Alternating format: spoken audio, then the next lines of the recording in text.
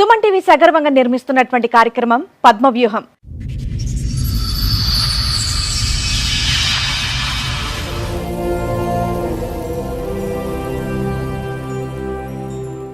మరి ఈ కార్యక్రమాన్ని సమర్పిస్తున్న వారు 6JVR జమలాపురం వారి రత్నాంజలి. మీ అదృష్టాన్ని మార్చుకోవటం ఇప్పుడు కల కాదు, 6JVR తో సాధ్యం.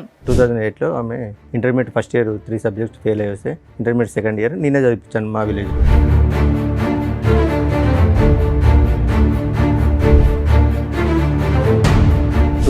ఎగ్జామ్స్ లాస్ట్ మూమెంట్లో she carrying madam.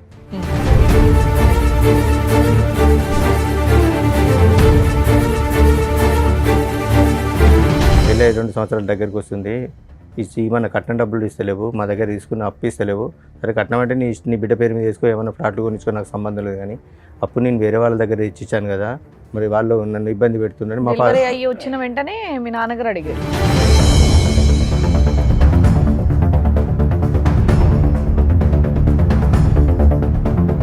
FIR చేసేయమంటే Madan మీద, నా మీద, డాడీ మీద చేశారు. అంటే ఇంకా మా 5 మెంబర్స్తో పాటు అదనంగా ఒక 10 మెంబర్స్ మీద కేసు రాశారు.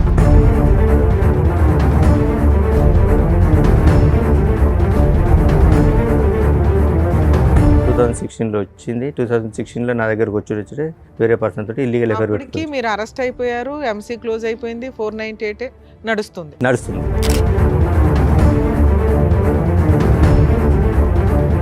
వచ్చిన 2 డేస్కే సమ్ మెసేజ్లు చూసినా మేడం. ఏంటి బేబీ నన్ను వదిలిపెట్టిపోతావా నువ్వు,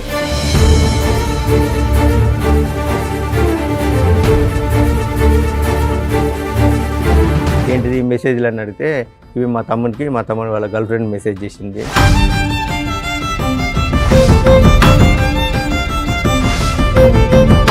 ఎంతకాలం ఉన్నారండి ఆవిడతో పాటు? 2016 వచ్చింది, ఎంతకాలం ఉన్నారు? మళ్ళీ 17లో క్యారింగ్ వెళ్ళిపోయింది.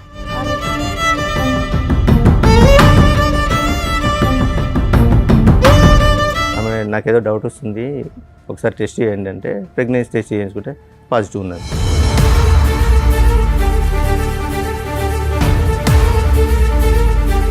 హైదరాబాద్ ఉంటేనే నేను వస్తా అంటే హైదరాబాద్ షిఫ్ట్ అయ్యాం. హైదరాబాద్ షిఫ్ట్ అయినాక ఒక 2.5 మంత్స్ తర్వాత మళ్ళీ కన్సీవ్. సిగ్గులేదు, పిల్లల మంచి పేరు పడుకుంటే నోరు మూసుకోవాలి కానీ అడుగుతారు ఎవడని వాళ్ళ మదర్ అన్నారు.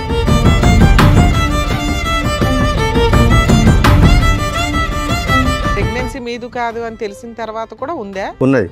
మళ్ళీ అబార్షన్ చేయించుకుందా? మళ్ళీ అబార్షన్ చేయించుకున్నది. అదే 2017లో మళ్ళీ నా మూలంగా సరే మళ్ళీ క్యారింగ్.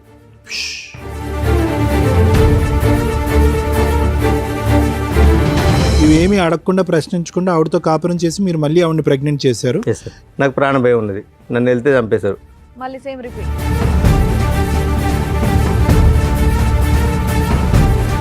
డాడీ నువ్వు మమ్మీని అనుమానిస్తున్నావు కదా, అది నిజమే, ఆ పర్సన్ ఈయనే, ఈ పర్సనే, నీకు తెలిసిన పర్సనే అని చెప్పింది.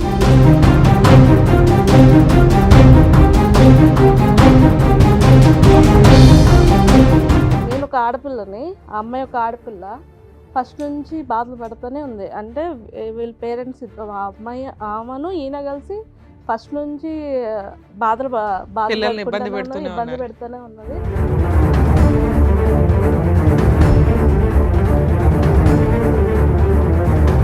మేము దొరకట్లేదు అని చెప్పి వెళ్ళి అత్తయ్య గారిని కొట్టుడు, పిల్లలు లేకపోతే పిల్లల పెద్దమ్మాయి చెప్పు తీసుకొని కొట్టంటే చెప్పు తీసుకొట్టి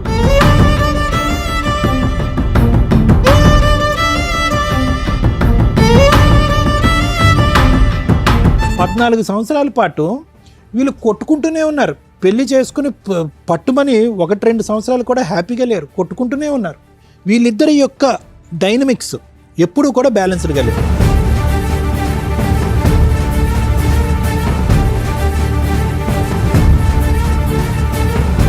ఇప్పుడు వచ్చేటటువంటి అంశం మనకు తెలియనటువంటి సీక్రెట్ ఏదన్నా ఉంది అంటే కనుక ఆ పిల్లల భవిష్యత్తు దృష్ట్యా ఏం న్యాయం చేశారు అలాంటప్పుడు పిల్లల్ని కనుకోండి.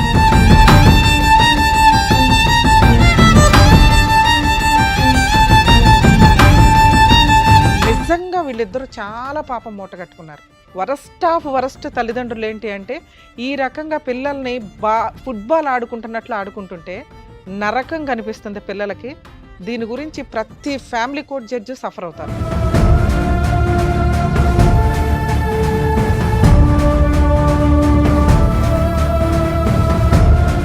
మీ ఎదవ డ్రామాలకి, మీ ఆస్తి పంపకాలకి, మీ మెయింటెనెన్స్ల కోసం పిల్లల్ని బలిపశువులు చేయొద్దు.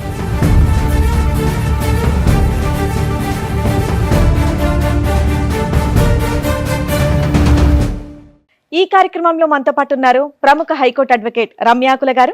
నమస్తే మేడం. ప్రముఖ సైకియాట్రిస్ట్ డాక్టర్ కళ్యాణ్ చక్రవర్తి గారు. నమస్తే సార్. ప్లీజ్ కూర్చోండి. కూర్చోండి సార్. మేడం, నవీన్ కుమార్ గారు ఆయన ఇష్యూ చెప్పుకోవడానికి ఇక్కడ వరకు వచ్చారు. సో ఆయన ప్రాబ్లం ఏంటనేది కనుక్కొని చెప్తారు. నమస్కారం అండి. నమస్కారం మేడం. సార్ ఎక్కడి నుంచి వస్తున్నారండి? మరి జనగాం డిస్ట్రిక్ట్ మేడం. చెప్పండి సార్, ఇక్కడి వరకు రావడానికి కారణం ఏంటి? అంటే నాకు ఒక ఫ్యామిలీ ఇష్యూ ఉంది మేడం, దాని గురించి వచ్చాను. చెప్పండి సార్. నా పేరు నవీన్ కుమార్ మేడం, మాది జనగామ డిస్ట్రిక్ట్. నాకు 2008లో మ్యారేజ్ అయింది. మ్యారేజ్ అయిన తర్వాత ఒక 1 year మా కాపురం సజావుగా జరిగింది. 2008లో 2008లో అయింది. లవ్ మ్యారేజ్ అరేంజ్డ్ అండి? Love come arrange. ఓకే. మా రిలేటివ్స్, మా అత్త కూతురి. ఓకే. మా అత్తయ్య కూతురి లవ్ కమ్ అరేంజ్డ్ మ్యారేజ్ జరిగింది. 2008లో ఆమె intermediate first year 3 subjects fail అయ్యి వస్తే ఇంటర్మీడియట్ సెకండ్ ఇయర్ నేనే చదివించాను మా విలేజ్లో. ఓకే. 2000 పెళ్లి టైంకి అమ్మాయి మేజరా మైనరా? మేజరే మేడం. అప్పుడు అయిపోయిన తర్వాత 2008 ఎగ్జామ్స్ లాస్ట్ మూమెంట్లో షీఈ్ క్యారింగ్ మేడం. ఆ లోపల ఎగ్జామ్స్ కంప్లీట్ అయినాయి. 2009లో డెలివరీ కానీ వాళ్ళ ఇంటికి వెళ్ళి ఒక డెలివరీ అయిన తర్వాత మళ్ళీ ఒక 6 monthsకి వచ్చింది మేడం. 6 monthsకు 21st ఏజ్ పంపించారు. మ్యారేజ్ కంటే బిఫోర్ మా ఫాదర్ ఒక 50,000 వాళ్ళకి అప్పు ఇచ్చాడు మేడం, మ్యారేజ్ కంటే బిఫోర్. తర్వాత ఆమె వచ్చిన తర్వాత వాళ్ళ అమ్మ డ్రాప్ చేయడానికి వచ్చినప్పుడు, ఏంటమ్మా పెళ్ళి 2 సంవత్సరాల దగ్గరికి వస్తుంది, ఏమన్నా కట్నం డబ్బులు ఇస్తలేవు, మా దగ్గర తీసుకున్న అప్పు ఇస్తలేవు. సరే కట్నం అంటే నీ బిడ్డ పేరు మీద వేసుకో, ఏమైనా ఫ్లాట్లు కొనిచ్చుకో, నాకు సంబంధం లేదు. కానీ అప్పు నేను వేరే వాళ్ళ దగ్గర ఇచ్చాను కదా, మరి వాళ్ళు నన్ను ఇబ్బంది పెడుతున్నారు. మా ఫాదర్ అయ్యి వచ్చిన వెంటనే మీ నాన్నగారు అడిగారు. వచ్చిన 6 months తర్వాత, డెలివరీ వచ్చి 6 months తర్వాత వాళ్ళ మదర్ని అడిగాడు, ఇమ్మని కాదు. వాళ్ళ మదర్ని అడిగితే 1 monthలో మీ డబ్బులు మీకు ఇచ్చేసా అని మా పాపకు జ్వరం వచ్చింది, హాస్పిటల్ తీసుకెళ్ళి అక్కడికి వాళ్ళ వెళ్ళిన మదర్ చుట్టాలే కదండి, పెళ్ళి అయిపోయింది, మన కుటుంబం 50,000 అడగకపోతే ఏమైంది? ఏంటి సార్, మీ నాన్నగారు 50,000 అడగకపోతే ఏమైంది? కోడలు ఇంట్లోకి వచ్చేసింది, వేరే వాళ్ళ దగ్గర అప్పు ఇప్పించారు. మ్యారేజ్ కంటే ఒక వేరే వాళ్ళ ముందు ఇప్పించారు. మ్యారేజ్ కంటే 3 years బిఫోర్ మేడం. అవును, 3 years ఏం చేశాడు? వన్స్ పెళ్ళి అయిపోయినాక మీ కుటుంబ సభ్యులాళ్ళు అన్ని సంవత్సరాలు ఆగుతారా 50,000కి? అడిగేసరికి నాకు ప్రాణభయం ఉన్నది, నేను కాపురానికి రాను అని మీ ఆవిడ అందా? ఆవిడ అన్నది. 2011లో నేను పాపను చూడడానికి వెళ్ళిన. ఎన్నిసార్లు పెద్ద మనుషులు తీసుకొని వెళ్ళినా నేను రాను, కాపురం చేయను, నాకు ప్రాణభయం ఉన్నది, వాళ్ళు నన్ను బాగా టార్చర్ పెడతారు అని 2011లో నేను మా పాపను చూడడానికి వెళ్ళిన. పాపను ఎప్పుడు చూడడానికి విడిపోయారు? 2008లో మ్యారేజ్ అయింది మేడం. 9లో విడిపోయారా? 10లో విడిపోయిందా? వాళ్ళ 10లో మేడం. 10లో 10లో వాళ్ళ ఇంటికి వెళ్ళిపోయింది. వెళ్ళిపోయి నాకు ప్రాణభయం ఉన్నది, నేను రాను అంటే 2011లో నేను పాపను చూడడానికి వెళ్ళాను. వాళ్ళ ఇంటికి కూడా వెళ్ళా. వాళ్ళ ఇంటి పక్క వాళ్ళ ఇంటికి వెళ్ళి పాపను చూస్తే ఎందుకు వచ్చావు నువ్వు అని వాళ్ళమ్మ దౌర్జన్యం చేస్తే నేను 50,000 గురించే లేదు, పాపను చూడడానికి కుటుంబ తగాదా అయిపోయింది. ఇంకా విడిపోవడానికి రీజన్ 50,000 గురించే విడిపోయినాం మేడం. అంటే ఆమె రీజన్ అయితే అది 50,000 అడుగుతారనే ఉద్దేశంతో 2011లో కేసు పెట్టింది. పోయి 498 కేసు పెట్టింది నా మీద, తమ్ముని మీద. మా తమ్ముడు చెల్లె భద్రాచలం దగ్గర బీటెక్ చేస్తున్నారు. తమ్ముని మీద, నా మీద, చెల్లె మీద. చదువుకున్నారు సార్ నవీన్ గారు? సార్ మీరేం చదువుకున్నారు? డిఎంఎల్టీ చేసింది సార్. ల్యాబ్ టెక్నీషియన్ ఉందా? అక్కడ ఉందా ల్యాబ్? ఉందా ఊర్లో? ఉన్నాయి సార్. ఇప్పుడు నడిపిస్తున్నారా? లేదు సార్. సరే, ఇప్పుడు ఏం చేస్తున్నారు మరి? మైనింగ్ దాంట్లో లేదు సార్. మైనింగ్ దాంట్లో. ప్రైవేటా? Private sir. చెప్పండి. 2011లో కేసు పెట్టారు మేడం. కేసు పెట్టిన తర్వాత అక్కడ ఎస్ఐ గారు పిలిపిస్తే ఎంక్వైరీ చేశాడు. ఇక్కడ ఏం లేదని తెలిస్తే ఎస్ఐ గారు పట్టించుకుంటలేరని ఏసీపీ సార్ దగ్గర, డిఎస్పీ గారి దగ్గరికి వెళ్ళింది మేడం. డిఎస్పీ గారు పిలిపించాక ఆమెను అరెస్ట్ చేస్తున్నాడు అంటే, సో అండ్ సో ఇది జరిగింది సార్ అంటే, వీళ్ళ మీద కేసు ఫైల్ చేసి పంపించండి, చదువుకునే పిల్లలు కూడా ఉన్నారు సార్, వాళ్ళ పరిస్థితి ఏంటంటే సార్ ఒకసారి ఆలోచించిన తర్వాత అక్కడ మా విలేజ్ ఎంపీపీ లేడీ ఒకసారి ఆమెను తీసుకొని పేర్లు తీసేశారా? ఎవరిద్దరు తీసేశారు. మా బ్రదర్ సిస్టర్ కేసులు వేసిందండి. 498 వేసింది, ఎంసీ వేసింది మేడం, మెయింటెనెన్స్ వేసింది. మెయింటెనెన్స్ డిఎస్పీ గారు సేమ్ ఇలాగే లాయర్ గారిని, డాక్టర్ గారిని కూర్చోబెట్టి డిఎస్పీ గారు కౌన్సిలింగ్ ఇచ్చారు. మరి ఇక్కడ నేను కొట్టింది ఎక్కడ ఉన్నది, నువ్వు కట్నం ఇచ్చింది ఎక్కడ ఉన్నది, వాళ్ళ డబ్బులు వాళ్ళకి అడిగిండు. మరి సరే ఓకే, డబ్బులు ఇయ్యారట, తీసుకుపోతారట, డబ్బులు ఓకే వదిలేసాయి, 50,000 వదిలేసాయి, తీసుకెళ్తారట వాళ్ళు. పోతామంటే లేదు నాకు ప్రాణభయం ఉంది, నన్ను అడిగి వెళ్తే చంపేశారు, నేను పోను అని అన్న తర్వాత డిఎస్పీ గారు డాక్టర్ లాయర్ గారిని అక్కడ మున్సిపల్ కోర్టు ఉంది మేడం పిలిపించి కౌన్సిలింగ్ తీసుకున్నారు. ఆమెకు నాకు ఇక్కడ నేను కొట్టినట్టు కానీ ఆయన ఇబ్బంది పెట్టినట్టు కానీ నీకు ఎక్కడ కనిపించలేదు కదా అని అనేసరికి మా రోడ్డు మీదకి వెళ్ళి ఈ పోలీసులు, ఈ లాయర్లు ఇట్లా వాళ్ళ దగ్గర డబ్బులు తీసుకున్నారు, అందుకే వాళ్ళ మీద కేసు ఫైల్ చేయట్లేదని వాళ్ళ అమ్మాయి రోడ్డు వెంబడి వరుకుంటూ వస్తుంటే ఏసీపీ గారిని ఈ తలకనపై మనకి రూపాయి కేసు రాసి పంపితే వాళ్ళు ఎఫ్ఐఆర్ చేసేయమంటే మదన్ మీద, నా మీద, డాడీ మీద వేశారు. అంటే ఇంకా మా 5 members పాటు అదనంగా ఒక 10 మెంబర్స్ మీద కేసు రాసింది. మా మేనత్త ఇంకా ఓవరాల్ గా 3 మెంబర్స్ మీద కేసు రిజిస్టర్ అయ్యింది. కేసు రిజిస్ట్రేషన్ అయింది. ఎంసీ కేసులో ఏమైనా ఆర్డర్ ఇచ్చారా మెయింటెనెన్స్? ఎస్ మేడం, ఆర్డర్ ఇచ్చారు. 1,75,000 ఇష్యూ అయింది. 1,75,000 మేడం. మెయింటెనెన్సా? అవును మేడం. ఎవరికి ఎంత? ఈమెకు 2,500, పాపకు 2,000. అంటే అది కంటిన్యూ ఒక 2 years నడిచింది మేడం. 1 year annual ఇచ్చారు. ఎరియర్స్ చెప్పవసరం లేదు సార్. Hmm. ఆవిడకి 2,500, బాబుకు 1,000 అంతేనా? ఆ. 3,500 maintenance per month. Per month 3,500 ఇద్దరికి. ఇద్దరు కలిపి 2 lakhs 3 lakhs అనేది ఎరియర్స్. మీరు కేసు వేసిన దగ్గర నుంచి క్యాలిక్యులేషన్ లో మనం 2 lakhs కెడితే ఎరియర్స్ క్లియర్ అవుతాయి. Regular payment regular monthly 3,500. Yes, madam. Payment. అయితే నేను కాపురాన్ని తీసుకెళ్తాని మేడం గారికి సజెషన్ తీసుకున్నాను. తీసుకుంటే మేడం గారు సో అండ్ సో ఇట్లా జడ్జి గారికి అప్లికేషన్ పెట్టుకోండి, అప్లికేషన్ పెట్టుకుంటే ఏమన్నా మళ్ళీ కౌన్సిలింగ్ ఇచ్చి లోపు కోపం తగ్గిందేమో, ఏమన్నా కోపం కలుపుదాం. తగ్గిందో మాట్లాడతారంటే నాకేమొద్దు, నాకు మెయింటెనెన్సే కావాలి, నేను చూడండి అంటే అట్లే జరుపుకుంటూ వచ్చింది మేడం. ఒక 1.5 year 2-3 years ఇంకా మెయింటెనెన్స్. అలాగే కోర్టు బైక్ ఆడవడం, మధ్యలో లాయర్ లేకపోవడం. 2015 దాకా వచ్చారు. 2014 దాకా వచ్చింది మేడం. ఓకే. 2014 దాకా వచ్చిన తర్వాత జడ్జి గారు అప్పుడు ఒక లేడీ గారు ఉండే, ఏంది ఈ కేసు ఇన్ని రోజులు ప్రొలాంగ్ అవుతుంది, మెయింటెనెన్స్ ఇష్యూ చేయండి అంటే సమ్ అమౌంట్ ఇష్యూ చేసింది. ఇష్యూ చేసిన తర్వాత ఈ డబ్బులు కట్టాలి బాబు అంటే, ఇంత అయితే నేను కట్టుకోలేను మేడం ఒకసారి, ప్రజెంట్ అయితే నా దగ్గర ఒక 50,000 ఒక 2 daysలో కట్టేశాను, మిగతా అంటే నాకు ఒక 10 days టైం ఇవ్వండి అని ఇన్స్టాల్మెంట్ లో కట్టొచ్చులేండి. ఓకే. అన్న తర్వాత లేదు మేడం 50,000 కదా, నాకు ఇప్పుడు మొత్తం కట్టాలి, మొత్తం ఇస్తేనే నేను వదిలిపెడతాను, లేకుంటే మరి నువ్వు మొత్తం కట్టకపోతే ఆయన జైలుకి పోతున్నామంటే జైలు పోయినా పర్లేదు అంటే 498 కేసులు వెళ్ళాను. ఎంసీలో కూడా 1 month వెళ్ళాను మేడం. 1 month వెళ్తే ఎరియర్స్ క్లియర్ అయిపోయినాయి. అయిపోయింది మేడం. మళ్ళీ వేసిందా? మళ్ళీ ఏమీ వెళ్ళలేదు, ఇంకా ఇలా అప్పట్లో వేయలేదు. 2016లో మీరు 1 రూపాయి కూడా బాబుకి కానీ తనకు కానీ కట్టలేదు. 498 లో పనిష్మెంట్ పడిందా? 498లో 5 days పనిష్మెంట్ పడిందా? లాస్ట్ కేసు 2020లో ఫైనల్ అయింది మేడం. ఆ, ఫాల్స్ కేసు కింద కొట్టేశారు. మరి నేను అన్నది అది 5 days స్టార్టింగ్ లో వెళ్ళారు. అదే అప్పట్లో 498 అప్పుడు అరెస్టులు ఉండేవిలేండి. కంప్లైంట్ ఇచ్చి అప్పుడు కంప్లైంట్ ఇచ్చినప్పుడు తీసుకెళ్ళి స్టేషన్ బెయిల్ ఇస్తున్నాను. మరి జైల్లో దేనుకున్నామండి? స్టార్టింగ్ లో అరెస్ట్ అప్పుడు అరెస్ట్ చేసి 498 వేగానే ఎంక్వైరీ ఇన్వెస్టిగేషన్ ఏమీ లేదు. ముందు అత్తమామల్ని ఈయన్ని అరెస్ట్ చేసేవాళ్ళు. అవన్నీ ఫాల్స్ కేసులని ప్రూవ్ అవుతూ రావడం వల్ల స్టేషన్ బెయిల్ ఇచ్చారు. ఒక 2015 నుంచి అనుకోండి. Yes, sir. Maximum 7 years 8 years 2016లో 1 month జైల్లో ఉన్నా అన్నారుగా. మెయింటెనెన్స్ కి ఎరియర్స్ కట్టకపోతే ఓకే నేను ఎక్స్ప్లెయిన్ చేస్తాను. 2016లో అన్ఫార్చునేట్లీ మా ఫాదర్ యాక్సిడెంట్లో డెత్ అయ్యాడు. మా ఫాదర్ డెత్ అయిన తర్వాత ఊళ్ళో పెద్ద మనుషులు వాళ్ళు వీళ్ళుండి మాట్లాడి, నువ్వు ఇంటికి పెద్ద కోడలు రాకపోతే బాగుండదు అలా ఇలా ఎక్స్ప్లెయిన్ చేస్తే 2016లో వచ్చింది. వాళ్ళ అమ్మగారు మీకు ఏమవుతారు? చుట్టరికం. మా మమ్మీకి మేనత్త కూతురు. మేనత్త కూతురు. 2016లో మా ఫాదర్ డెత్ అయిన తర్వాత వచ్చింది. తర్వాత ఒక 1 month తర్వాత అందరూ పెద్ద మనుషులు మాట్లాడి నువ్వు రావాలి అది అంటే, ఇల్లు పొలం నా పేరు మీద రిజిస్ట్రేషన్ చేస్తే నేను వస్తా అన్నది. ఎంత ఉంది పొలం? 6 eకరం మేడం. 6 ఎకరం. 6 eకరం. మీరు ఎంతమంది? ఇద్దరు మీ మేడం. బ్రదర్ ఒక ఉన్నాడు, బ్రదర్, మీరున్నారు, సిస్టర్ సిస్టర్ ఉంది, ఉంది, అమ్మ ఉంది. ఓకే.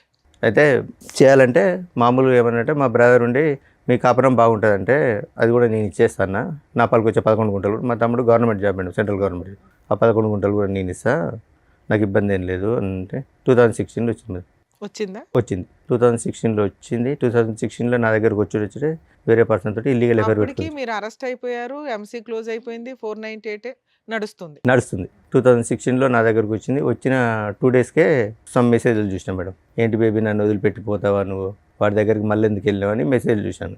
ఏంటిది మెసేజ్లు అని అడిగితే ఇవి మా తమ్ముడు వాళ్ళ గర్ల్ ఫ్రెండ్ మెసేజ్ చేసింది. 11లో విడిపోయిన మీరు 16లో కలిసారు. Yes madam. అప్పటికి కూడా నేనేమలే 16లో అలా ఇక చిన్న నేను అప్పుడు నాకు ఈమె పోయిన ఆవేశంలో కొద్దిగా డ్రింక్ అలవాటైంది మేడం. 2011లో నాకు డ్రింక్ అలవాటైంది, బాగా డ్రింక్ చేస్తుంది. తర్వాత 2016 టీమ్ వచ్చిన తర్వాత మొత్తం అన్ని స్టాప్ చేశాను. ఓకే. స్టాప్ చేసి అక్కడ విలేజ్లోనే ఉన్నాం మేడం. ఆ నియర్ బైలో ఒక సిటీ ఉంటుంది, అక్కడికి 15 kilometers. నేను జాబ్కి వెళ్ళి వచ్చాను, ఆమె ఇంటి దగ్గరనే ఉన్నది, పాప అక్కడ చదువుకునేది. సో ఇక నేను డ్యూటీ నుంచి వచ్చేసరికి ఇంట్లో మమ్మీ వాళ్ళతో ఏదో రకమైన గొడవ, ఏదో రకంగా అది గొడవ పెట్టుకొని ఎంతకాలం ఉన్నారండి ఆవిడతో పాటు? 2016 వచ్చింది, ఎంతకాలం ఉన్నారు? మళ్ళీ 17లో క్యారింగ్ వెళ్ళిపోయింది. క్యారింగ్లో వెళ్ళిపోయింది. ఎస్. 2000 మెసేజ్లు రావడం ఇది అంటే మా తమ్ముడు అది మీకు ఇది అని. వచ్చిన 2 రోజులకే తెలిస్తే ఆ అమ్మాయితో ప్రెగ్నెన్సీ ఎందుకు తీసుకొచ్చారు? ఏంటి మేడం? వచ్చిన 2 daysకే తెలిసింది ఆ అమ్మాయి క్యారెక్టర్ ఏంటి అని. మళ్ళీ ప్రెగ్నెన్సీలు నాకేం కన్ఫర్మ్ అయింది అది. ఆ ఫోన్ ఇన్ని రోజులు వాళ్ళ బ్రదర్ వాడిండు, తర్వాత ఈమెకి ఇచ్చాడు మేడం. ఇచ్చిన తర్వాత మా బ్రదర్ వాడిండంటే మా పాప కూడా అన్నది ఇది మా మామయ్య వాడింది ఇన్ని రోజులు అంటే వాళ్ళ గర్ల్ ఫ్రెండ్ చేసిందంటే అవును కావచ్చు అని నమ్మేశాను. అదే నిజమై ఉండొచ్చుగా. ఏంటి సార్? వాళ్ళ బ్రదర్ కమ్యూనికేషన్ ఏమో అది ఈ అమ్మాయి ఫోన్లో మీకు దొరికింది కాదా? అందుకే నేను ఏం అడగలేదు మేడం. తర్వాత ఏమని తెలిసిందా అమ్మాయికి? తర్వాత అలాగే ఊకే చిన్న గొడవలు పెట్టుకొని నాతో గొడవ పెట్టుకొని వాళ్ళ అమ్మ వాళ్ళ ఇంటికి వెళ్ళిపోయింది. నేను హైదరాబాద్లో ఉంటాను, నీతో కాపురం చేస్తానంటే పెద్ద మనుషుల సమక్షంలో మాట్లాడి హైదరాబాద్కి వచ్చేసాం మేడం. మళ్ళీ ఆవిడ చెప్పినట్టు వాళ్ళు వింటున్నారా మీరు? హైదరాబాద్కి వచ్చేసాను. హైదరాబాద్కి వచ్చిన 3 మంత్స్కే నా ప్రమేయం లేకుండా మళ్ళీ ప్రెగ్నెంట్ అయింది. అప్పటికి 2 పిల్లలు మీకు? లేదు మేడం, ఒకతే పాప, పెద్ద పాప ఒకతే ఉంది. రెండోసారి ప్రెగ్నెన్సీ అప్పుడు వెళ్ళిపోయింది కదా?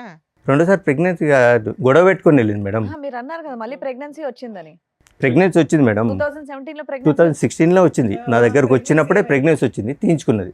అది చెప్పాలి, స్కిప్ చేసి చెప్పలేదు మీరు. మేము ఆల్రెడీ బాబు పుట్టేశాడు అనుకున్నాం మేము. లేదు ప్రెగ్నెన్సీ తీసేయించుకున్నది మేడం. ఏది ఇంటికి వెళ్ళి అలిగి ఇంటికి వెళ్ళింది? అలాగే ఇంటికి ఏం వెళ్ళలేదు. నాకు అప్పుడు బ్యాక్ పెయిన్ వస్తుంది, మా అమ్మ వాళ్ళ ఇంటికి వెళ్ళి 4 రోజులు రెస్ట్ తీసుకొని వస్తాను, అబార్షన్ చేసుకొని వచ్చింది. కన్సీవ్ అయింది వెళ్ళిందని అన్నారు ఇందాక, మేము కన్ఫ్యూజ్ అయ్యా. సర్లేండి. ఓకే. కన్సీవ్ వెళ్ళింది, అబార్షన్ చేసుకొని వచ్చింది, ఓవర్ బ్లీడింగ్ అవుతుందని ఇంట్లో పడుకున్నది. ఏమైందని నేను ఒక 2-3 హాస్పిటల్ తిప్పిన తర్వాత ఒక డాక్టర్ నుండి చెప్పారు, ఆమె నాకేదో డౌట్ వస్తుంది, ఒకసారి టెస్ట్ చేయండి అంటే ప్రెగ్నెన్సీ టెస్ట్ చేయించుకుంటే పాజిటివ్ ఉన్నది. సారీ, నా తప్పైంది, అన్వాంటెడ్ ట్యాబ్లెట్ వేసుకున్నాను నేనని చెప్పింది. సరే, నా విషయం కూడా ఎవరికి చెప్పలేదు. సరే, ఇప్పుడే వద్దు పిల్లలు అనుకుంటాను అన్నదని సైలెంట్గా వదిలేశాను. ఇక చిన్న చీటింగ్ మాటికి నేను ఆఫీస్కి వచ్చేసరికి మా మమ్మీతో మా మరదలతో, అప్పుడు తమ్ముడు మేము కలిసే ఉండేది మేడం. చిన్న గొడవలు పెట్టుకున్నది. చిన్న గొడవలు పెట్టుకున్నాక హైదరాబాద్ గొడవ పెట్టుకుని వాళ్ళ అమ్మోళ్ళ ఇంటికి వెళ్ళింది. హైదరాబాద్ ఉంటానే నేను వస్తా అంటే హైదరాబాద్ షిఫ్ట్ అయ్యాం. హైదరాబాద్ షిఫ్ట్ అయినాక ఒక 2.5 months తర్వాత మళ్ళీ కన్సీవ్. మరి అడిగాను, ఏంటిది, నేను కనీసం నీ దగ్గర కూడా రాలే, కన్సీవ్ ఎందుకు అయిందంటే కావాలని గొడవ పెట్టుకుని ఆ రోజు రాత్రి వాళ్ళ అమ్మ వాళ్ళు ఒక 300 kilometers దూరంలో ఉంటారు. ఆ నైట్ ఫోన్ చేసి తెల్లారి 5 o'clock రప్పించింది. ఏంటి మా అమ్మాయికి నీ గొడవ అయిందట, ఏంటిది అంటే ఇది ముచ్చటంటే సిగ్గులేదు, పిల్లలు మంచి పడుకుంటే నోరు మూసుకోవాలి కానీ అడుగుతారు ఎవడని వాళ్ళ మదర్ అన్నారు. ఈ విషయం వాళ్ళకి 2017లో తెలుసు. 2017లో తెలుసు. ఆ ప్రెగ్నెన్సీ తోటి అలాగే కంటిన్యూ ఉన్నది. వాళ్ళ ఇంట్లో మగపిల్లాడు ఉన్నాడు కదా, మీ బామ్మరిది ఎవరు ఉన్నాడు, అతనికి తెలుసా ఈ పంచాయతీ? ఇల్లీగల్ అఫేర్ ఉన్నది, అది తమ్మునికి తెలియదు మేడం. వాళ్ళ తమ్మునికి 2021లో చెప్పాను నేను. చెప్పిన తర్వాత కూడా జస్ట్ ఇప్పటికి కూడా సరే 17లో అక్రమ సంబంధం వెళ్ళిపోయిందా? అడిగితే వెళ్ళిపోలే మేడం, ఉన్నది చిన్న గొడవ పెట్టుకుంటా. అది కూడా అబార్షన్, ప్రెగ్నెన్సీ మీదు కాదు అని తెలిసిన తర్వాత కూడా ఉందా? ఉన్నది. మళ్ళీ అబార్షన్ చేయించుకుంది. మళ్ళీ అబార్షన్ చేయించుకున్నది. మీరు అయినా కంటిన్యూ అయ్యాను. ఇక ఊర్లో తెలిస్తే పర్వతం. మా ఫాదర్ ఒక ప్రైవేట్ స్కూల్ టీచర్ మేడం. సాయంత్రం కొంచెం పొలిటికల్గా తిరిగేది. మా మదర్ అంగన్వాడీ టీచర్. సొసైటీ వెళ్తే పరుగు పోతాను, నేను కూడా సైలెంట్ ఊరుకున్నాను. అదే 2017లో మళ్ళీ నా మూలంగా సరే మళ్ళీ క్యారింగ్ అది అలాగే ఉన్నది. చిన్న మీతో అయినటువంటి ఫస్ట్ ప్రెగ్నెన్సీ ఆవిడ ఎందుకు తీయించుకుందండి? ఎందుకు తీపించేసుకుంది ఆవిడ? ఇప్పుడే పిల్లలు వద్దనుకున్నా అని చెప్తుంది సార్. ఓకే. సో ఇప్పుడు మనకి లెక్క కరెక్ట్గా ఉండాలంటే మీతో జరిగినటువంటి ఒక ప్రెగ్నెన్సీ తీపించేసుకుంది, వాడెవరితోనో మీరు చెప్తున్నట్టుగా జరిగిన ప్రెగ్నెన్సీ ఒకటి తీపించేసుకుంది. ఇవేమీ అడగకుండా ప్రశ్నించకుండా ఆవిడతో కాపురం చేసి మీరు మళ్ళీ ఆవిడని ప్రెగ్నెంట్ చేశారు. ఈ ప్రెగ్నెన్సీ ఉంచుకున్నది. అమ్మయ్య, ఈ ప్రెగ్నెన్సీ ఉంచుకున్నది. గొడవ పెట్టుకొని వాళ్ళ అమ్మోళ్ళ ఇంటికి వెళ్ళిపోయింది 2017లో. 2018లో పాప పుట్టినప్పుడు నాకు కాల్ చేసింది. పాప పుట్టిందని కాల్ చేస్తే నేను వెళ్ళి చూసి వచ్చాను. ఇక అప్పటి నుంచి మళ్ళీ రాలేదు మేడం. ఎన్నిసార్లు పెద్ద మనుషులు ఇప్పుడు ఇన్ని అప్స్ అండ్ డౌన్స్ అయిన తర్వాత మీరు కాన్ఫిడెంటా అంటే ఆవిడ ప్రెగ్నెన్సీ గురించి ఈసారి? కానీ అతని పిక్చర్ నుంచి డిసపియర్ అయిపోయాడు ఆ వ్యక్తి? లేదు మేడం. సార్ ఒక అక్రమ సంబంధం అన్నారు కదా, అతను ఇంకా కంటిన్యూ అవుతున్నాడు మేడం. నా స్టిల్ ఇప్పటికి కూడా ప్రెగ్నెన్సీ మీరే అని మీరు అనుకుంటున్నారా? అంటే నేను మెడికల్ ఫీల్డ్లో చేశాను కాబట్టి ఒకసారి మీట్ అయినా కూడా ప్రెగ్నెన్సీ అయ్యే ఛాన్సెస్ ఉంటాయి కాబట్టి నేను సైలెంట్గా. మీరే నమ్ముతున్నారు, మధ్యలో మేము డౌట్ ఎందుకు కానీ. Okay, next. అందుకే నేను దాని గురించి ఏం మాట్లాడలేదు మేడం. 2018లో పాప ఒకటి చూసి వచ్చాను.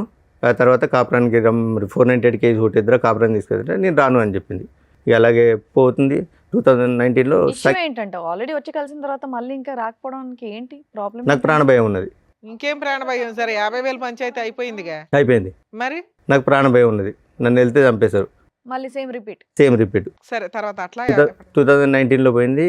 2 పిల్లలు ఉన్నారు మేడం. పిల్లల్ని పట్టించుకుంటలేని సఖి 2011లో వేసిన 498 కేసు 20 దాకా నడిచిందా? 20లో డిసప్పాయింట్ అయింది. ఆయన మధ్యలో కలిసి ఉన్నారు.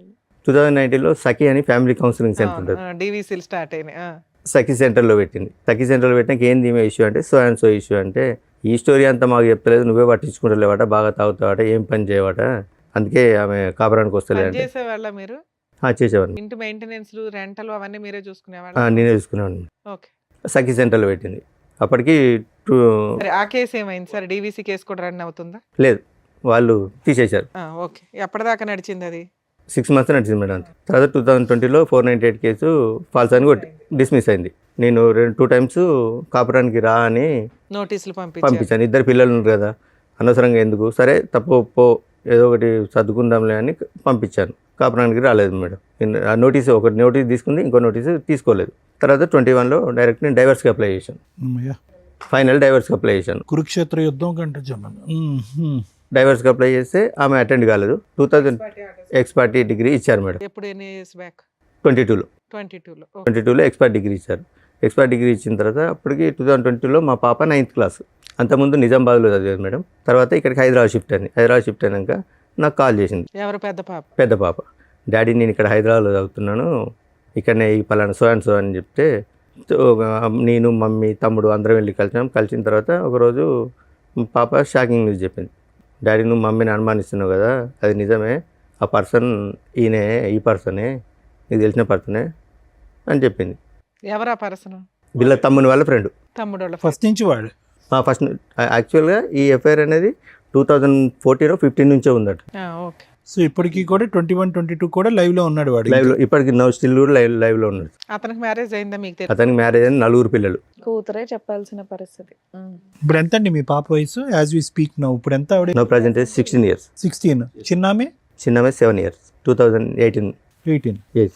సరే, తర్వాత ఏమైంది సార్? 2022లో చెప్పిన తర్వాత నేను డైరెక్ట్ వెళ్ళి అతని దగ్గరికి వెళ్ళాను. ఆయన తెలుసు అన్నట్టు, వీళ్ళ ద్వారానే పరిచయం నాకు. అతని దగ్గర మేము చిట్టేసాం, 1 lakh చిట్టేసాం మేడం. వాళ్ళ తమ్ముడు ఫ్రెండ్ కదా? తమ్ముడి ఫ్రెండ్ అని. రైట్. చిట్టేసిన తర్వాత పోయి అడిగాను, ఏమంది చిట్టి డబ్బులు ఇవ్వమంటే మీ భార్య మీ అత్త మామ వచ్చి గొడవ పెట్టుకొని నా దగ్గర నుంచి డబ్బులు తీసుకెళ్లారా అని అడిగింది. ఎంత చిట్టు మీది? 1 lakh మేడం. అయితే అడిగితే ఇప్పుడు వాళ్ళ అమ్మ నాన్న వైఫ్ వచ్చి అందరూ వచ్చి లొల్లి పెట్టుకున్నారు కదా నీతోటి, మరి 8 years నుంచి వాళ్ళ బిడ్డతో తిరిగి ప్రెగ్నెన్సీ అయితే ఏమంటలేరా నిన్ను అన్ని వాళ్ళ వైఫ్ ముందే అడిగిన నేను. అంటే అన్న కాళ్ళలో మా పరువు వస్తే నీ దండం పెడతాను, ఆమె కాళ్ళ మీద పడ్డది. ఎవరు పడ్డింది? వాళ్ళ ఆవిడ. 4 పిల్లలు ఉన్నారుగా. అన్న మా పరువు అవుతుంది, ఇంకోసారి మీ భార్య జోలికి రాకుండా చూసుకుంటా అంటే, అదే రోజు నేను వానికి 12:30కి పోయి అడిగాను మేడం. ఈవినింగ్ 4కి వెళ్ళి ఉప్పల్ పిఎస్లో నా మీద అటెంప్ట్ మర్డర్ కేసు పెట్టింది. ఎవరు? ఈమె నా వైఫ్, ఫస్ట్ వైఫ్. వాళ్ళ ఇంటికి వెళ్ళారా మీరు? ఎవరింటికి? అమ్మాయి వాళ్ళ ఇంటికి. ఇంటికి వెళ్ళకుండానే పెట్టిందా? అయితే నేను ఉప్పల్లో ఉంటాను, ఆమె కూడా ఉప్పల్లో ఉంటుంది. ఒకసారి మెట్రో ట్రైన్ లిఫ్ట్లో పోతుంటే నేను రోడ్ వెంబడి నడుచుకుంటూ పోతుంటే నాకు కనిపించింది, నన్ను ఫాలో అవుతుందని. ఎప్పుడు సెప్టెంబర్లో కనిపించాను మేడం. December 12కి పెట్టింది నా మీద కేసు. ఎటువంటి కాంటాక్ట్ ఏం లేదు. అటెంప్ట్ టు మర్డర్ కేసు పెట్టి వచ్చేసినాను. చేసుకోలేదు మేడం అప్పటికి. ఏ రాస్తుంది సార్ అటెంప్ట్ మర్డర్లో? అసలు మీరెక్కడ ఉన్నారు, ఆవిడ ఎక్కడ ఉంది, అసలు ఏం రాసింది అందులో? పెట్టేసరికి సార్ ఈయన వెనకాల తిరుగుంటాడు, ఉత్తనే పెట్టరు అటెంప్ట్ లేదు మేడం. ఎంతో కొంత బేసిక్ ఎవిడెన్స్ లేకుండా పెట్టరు. మెసేజ్లు పంపించారా? నేను మెసేజ్లు ఏం పంపించలేదు. తిడుతూ గానీ ఏడుతో పడుకున్నావు, ఆడితో పడుకున్నావని? లేదు మేడం. చూద్దాంలేండి. మరి ఆవిడ అన్ని చేసినా మీరు ఏమనుకుంటున్నారండి? తిట్టకుండా అయితే అటెంప్ట్ మర్డర్ కేసు పెడితే అప్పుడే కోపంతో నా ఫోన్ పలగొట్టాను మేడం. ఎవరితో? ఎట్లా? కిందేసి కొట్టాను నా ఫోన్, రూమ్లో కిందేసి కొట్టాను. ఏదో టెన్షన్ మీద కిందేసి కొట్టాను. మా తమ్మునికి కాల్ చేశారు, మా తమ్ముడికి మా అమ్మకి కాల్ చేశారు. ఎవరు? ఎస్ఐ, ఉప్పల్ పిఎస్ నుంచి ఎస్ఐ గారు ఫోన్ చేశారు. పోలీస్ స్టేషన్లో ఫోన్ పగలగొట్టారా? లేదు బయట ఇంటికాడ. దీనికి వార్నింగ్ ఇచ్చి వచ్చిన తర్వాత టెన్షన్లో కింద పలగొట్టేశాను నేను. ఉప్పల్ పిఎస్ నుంచి మా బ్రదర్కి ఫోన్ చేశారు, మీ అన్నయ్య కలవట్లేదు, ఫాలో అవుతుండట అది ఇది అంటే. ఒక 4 days తర్వాత మా బ్రదర్ వచ్చి అన్న ఇట్లా ఎస్ఐ గారు కంప్లైంట్ ఇచ్చిందట, ఉప్పల్ పిఎస్ నుంచి రమ్మన్నట్టు వెళ్ళాను. ఇంద్రబాబు ఫాలో అవుతున్నాడంటే, ఫాలో అవ్వడం ఏం లేదు సార్, ఇది సో జరిగిన స్టోరీ సార్. నేను ఈమె ఒక పర్సన్తో తిరుగుతాను, అతనికి ఎందుకు తిరుగుతున్నావని నేను అతనికి వార్నింగ్ ఇస్తే వచ్చి అటెంప్ట్ మర్డర్ కేసు పెట్టిందంటే, నువ్వు ఎక్కడ ఉంటావు అన్నాడు. ఇక్కడ ఉప్పల్నే ఉంటాడు. నువ్వు అర్జెంటుగా ఫస్ట్ అయితే మా బ్రదర్ని, మా అన్నయ్య ఇక్కడ కాలేదు మేడం. మరి అదే కంప్లైంట్ ఇవ్వడం ఏదన్నా ఇవ్వచ్చు. పడింది అది అటెంప్ట్ మర్డర్ కేసు పెట్టేశారని పెట్టడం కుదరదు, కంప్లైంట్ ఇచ్చింది. ఓకే, నెక్స్ట్ ఏమైంది? తర్వాత ఏమైంది సార్, మేము పెద్ద మనుషులలో మాట్లాడుకుంటా కేసులు ఏమొద్దని వాళ్ళ బ్రదర్ అండు ఊరికి వెళ్ళినాక పెద్ద మనుషుల సమక్షంలో సో ఇదండి జరిగింది. ఇప్పటికి కూడా అన్నీ మర్చిపోయి, ఫస్ట్ నేను కూడా ఇంతకుముందు చేసినని మర్చిపోతా, ఆమెను కూడా పాత స్టోరీలని మర్చిపోయి, ఇప్పుడు ఒక్కరు పోయి 2 పిల్లలు అయిండు.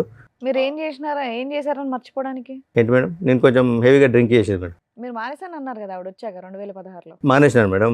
మానేసినా కూడా ఇప్పుడు అదే చెప్పుకొని తిరుగుతుంది. ఇంకా పెద్ద మనుషులలో అదే చెప్పుకొని తిరుగుతాడు, డ్రింక్ చేస్తాడు, ఏ పని చేయడు అని అదే చెప్పుకుంటూ తిరుగుతుంది మేడం. అదే నేను చెప్పిన తర్వాత ఏమమ్మా మరి కాపురాన్ని తీసుకెళ్తారటంటే, నేను పోను, వాడు చచ్చిన కిందికి వెళ్ళక వాడు నాకు శవంతో సమానం, నేను మాతో కాపురం చేయను అని చెప్పింది. ఎక్స్పర్ట్ ఆర్డర్స్ ఛాలెంజ్ చేసింది ఆ అమ్మాయి? చేయలేదు మేడం. డైవర్స్ కేసుని చేయలే. ఓకే అనేసరికి మరి నువ్వు ఓకే వాడు చనిపోయిన కిందకే లెక్క, మరి ఇప్పుడు 2 ఆడపిల్లలు ఉన్నారు, వాళ్ళని ఏం చేద్దామంటే, పెద్ద పాప వాళ్ళ డాడీ కావాలంటే వాళ్ళ డాడీ కాడికి పోతా అంటుంది కదా, పోతానంటే పెద్ద పాపను పంపిస్తా, చిన్న పాప కదా నేనే తీసుకుంటాను అన్న తర్వాత ఆమె అన్నది, వైఫ్ అన్నది, ఫస్ట్ ఆమె అన్నది. ఫస్ట్ టైం రెండో ఆవిడ ఉందా? అవును, ఎప్పుడు? 2023లో మేడం. ఎక్స్పర్టీ వచ్చింది. ఎక్స్పర్ట్ వచ్చిన తర్వాత 1 year తర్వాత. అంటే వాళ్ళ పెద్ద మనుషులు ఉండి ఆమె లోకం అంతా లగ్జరీ లైఫ్ లోకంలో ఉంది, నీతో కాపురం చేయది సపరేట్గా ఎక్కి ఆమె గురించి సార్, మీరు డైవర్స్ చేసింది ఎందుకు? ఆవిడ వద్దురా బాబు అని. ఎక్స్ పార్టీ ఆర్డర్స్ వచ్చినాక ఈ పంచాయతీ అంతా ఏంటి సార్? అంటే పోలీస్ స్టేషన్ కేసు, కాంప్రమైజ్, మళ్ళీ కలిసి ఉంటాం అంటాం. ఎందుకు ఇన్ని మాటలు? 22లో మా పాప వాళ్ళ మేడం, పాపం తెచ్చుకుంటే అయిపోతుంది ఆ, కదా. పాప అన్నది డాడీ కలిసి ఉందని డాడీ, తల్లి లేదు తండ్రి లేదు అంటే సొసైటీలో మమ్మల్ని చిన్న చూపు చూస్తారు డాడీ అనేసరికి పాప కోసం బెండ్ కావాల్సి వచ్చింది వాళ్ళ మేడం. అమ్మ అట్లా చేస్తున్నప్పుడు మీరేం మాట్లాడగలరు? ల్యాండ్ ఆర్డర్ వాళ్ళకి ఫేవర్గా ఉంది, పిల్ల వస్తానంటే తీసుకొని వెళ్ళటం.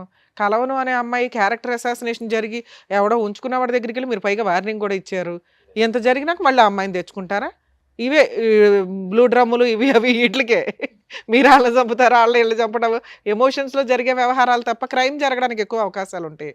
ఇలాంటివి నమ్మసక్యంగా ఉండవు. ఓకే, తర్వాత 2023లో ఇంకో మ్యారేజ్ చేసుకున్నాను madam. Love marriage, arrange marriage? అది అరేంజ్ మ్యారేజ్. ఎలా వచ్చింది సార్ సంబంధం? ఏంటి మేడం? సంబంధం ఎలా వచ్చింది? FBలో చూసిన తర్వాత వాళ్ళ అమ్మ వాళ్ళు మా ఇంటికి వచ్చారు. ఆవిడ మేము ఫస్ట్ మ్యారేజ్, సెకండ్ మ్యారేజ్? ఆవిడ సెకండ్ మ్యారేజ్ మేడం. మీకు మ్యారేజ్ 2 years అవుతుంది. Yes madam. ఇక్కడ ఏమైనా పిల్లలు ఉన్నారా? ఇక్కడ ఏం లేదు మేడం. ఆవిడేం చేస్తారు సెకండ్ వైఫ్? ఏం లేదు, హౌస్ వైఫ్ మేడం. మీరేం చేస్తున్నారు ఇప్పుడు? నేను మైనింగ్ డిపార్ట్మెంట్లో ఎంత వస్తుంది? 16 నుంచి 18 వస్తుంది. సరిపోతుందా మరి? మీరు ఎంత ఇల్లు నడుపుకోవడానికి 16,000 ఈ రోజుల్లో 15,000 ఏ మూలక సార్? ఎందుకంటే అడ్జస్ట్ చేసుకుంటున్నాను అందుకే మేడం. కదా అమ్మాయి చెప్పేది, ఏం సంపాదించడం రెంటకి అయిపోతాయి ఇవన్నీ. కాదు మేడం, ఇతను DMLT చేశాడు, ఏం చేసినా కూడా మినిమం ల్యాబ్ టెక్నీషియన్ మీకు వస్తుంది అంటే కదా. ఎక్కడ కూడా నన్ను సరిగా జాబ్ చేసుకుని లేదు మేడం. ఎవరు చేయనివ్వలేదండి. ఇక్కడ మీ ఆవిడ చేసిన హెరాస్మెంట్ ఏమీ లేదు. ఆవిడ ఏదో అక్రమ సంబంధం పెట్టుకుంది తప్ప మిమ్మల్ని ఏమీ చేసింది లేదు. ఆవిడ అలిగి వెళ్ళిపోతుంది. కేసులు మేడం, ఈ 498 ఏదో ఒకటి కేసులు పెట్టడం వల్ల మాట్లాడతా అసలు ఇప్పుడు ఎందుకు వచ్చారు? ఆల్రెడీ సెకండ్ మ్యారేజ్ అయిపోయింది, మీ లైఫ్ అయిపోయింది, హ్యాపీగానే ఉంటున్నారు. సెకండ్ మ్యారేజ్ చేసుకున్నాను. ఎవరో ఇన్ఫర్మేషన్ ఇచ్చారు మేడం. 2024లో నేను మన భర్తతో కాపురం చేస్తాను, పెద్ద మనుషుల దగ్గరికి వచ్చింది. ఓకే, పెద్ద మనుషుల దగ్గరికి వస్తే నేను చెప్పాను ఆమెకు నాకు డైవర్స్ అయింది, ఆమె గురించి ఏది మాట్లాడాలనుకున్నా నేను లీగల్ నేర్చుకుంటా, మిగతా ఇంకేదన్నా ఉంటే చెప్పండి అంటే, మధ్యలో మీ అమ్మాయి కల్పించుకోలేదా నాన్న కలిసిపోండి అని? లేదు ఏం ఓకే, అమ్మాయిని కల్పించుకోలేదు మేడం. ఇక వచ్చారు, మేము మాట్లాడేది ఏం లేదంటే ఒక 1 hour ఉన్నారు. 1 hour తర్వాత వచ్చి ఇంటి తలుపులు తాళాలని వాళ్ళు చైర్లు సామాన్ అంతా బయటేసి ఇప్పుడు మాట్లాడి మేము ఇంట్లోనే ఉంటాం, ఇప్పుడు నేను ఇంట్లోనే ఉంటా. అది రెంటెడ్ హౌసేగా? లేదు మేడం, అక్కడ మా విలేజ్లో మా మదర్ దగ్గర. మా మదర్ ఇప్పటికి దగ్గర కాదు, ఒక్క నిమిషం నవీన్ గారు, ఏం కావాలి ఆ అమ్మాయికి? ఏం కావాలి అసలు? ఏం కావాలి అమ్మాయి? మీకు ఆ అమ్మాయి వద్దు, ఆ అమ్మాయికి మీరు వద్దు. Okay, X party divorce. అసలు డైవర్స్ తీసుకున్న తర్వాత యుద్ధం కొనసాగుతుంది ఏంటండి? అసలు నాకు అర్థం కావట్లేదు. అది నాకు అర్థం కావట్లేదు సార్, ఏమెందుకు అమ్మాయి ఇప్పుడు వస్తుందో. ప్రెసెంట్, ఒక్క నిమిషం, ప్రెసెంట్ ఆ అమ్మాయి ఏ విధంగా మిమ్మల్ని హెరాస్ చేస్తుంది? ఆ అమ్మాయి హెరాస్ చేస్తుందనే కదా మీరు ఇక్కడికి వచ్చి కూర్చున్నారు. మీ ఇద్దరి మధ్యన ఏం గొడవ లేదు కదా? లేదు. ఇప్పుడు మీకు మీ మిస్సెస్ మధ్యన లేదు సార్. ఏ విధంగా ఆ అమ్మాయి మిమ్మల్ని హెరాస్ చేస్తుంది? ఏ రైట్ ఉంది ఆ అమ్మాయి హెరాస్ చేయడానికి? ఇంటి మీదకి వచ్చింది మేడం. ఇంటి మీదకి వచ్చిన తర్వాత పెద్ద మనుషులు ఏం చేశారంటే పిల్లల గురించి మాట్లాడదామని ఒక 35 days మా మమ్మీని ఇంట్లో నుంచి బయటికి పంపించి ఆమెను 35 days ఇంట్లో నుంచి తీర్మానం చేసిండు, పిల్లల గురించి మాట్లాడతామని తీర్మానం చేసిండు. ఆ తీర్మానం చదవకుండా మాతో సైన్ తీసుకొని ఆమె కూడా ఇంట్లో ఉండేటట్టు, ఆమె కూడా ఇంట్లో ఉంటుంది, నీకు నచ్చినప్పుడు వచ్చి కాపురం చేయండి. ఓయ్, జడ్జిల కంటే మీ ఊరు పెద్ద మనుషులు అయ్యో గొప్ప. బాబోయ్, డైవర్స్ అయిన అంటే తర్వాత నేను ఏంటి కోర్టు సార్ ఇది? నుంచి ఇట్లా నాకు విడాకులు వచ్చినాయంటే ఆ లాయర్లు ఎవరిని అడిగి ఇచ్చింది, ఆ లాయర్ ఎట్లా నీకు ఎవరిని అడిగి విడాకులకు అప్లై చేసిండు, ఆయన లాయర్ అయినా ఈ క్వశ్చన్ లేచిండు. ఎవరు మీ ఊరు పెద్ద మనుషులు? పెద్ద మనుషులు ఎక్కడున్నారండి? సూపర్ పెద్ద మనుషులు అయితే. ఏ దేశంలో ఉన్నారండి? వీళ్ళు కొత్త కోట ఇక ఆమె పెట్టారు. ఇంట్లో ఉంటుంది, ఆ? అప్పుడప్పుడు వస్తుంది పోతుంది, మా అందరినీ ఇంట్లోకే బయటికి వస్తే గొడవ. సీరియస్లీ? Yes madam.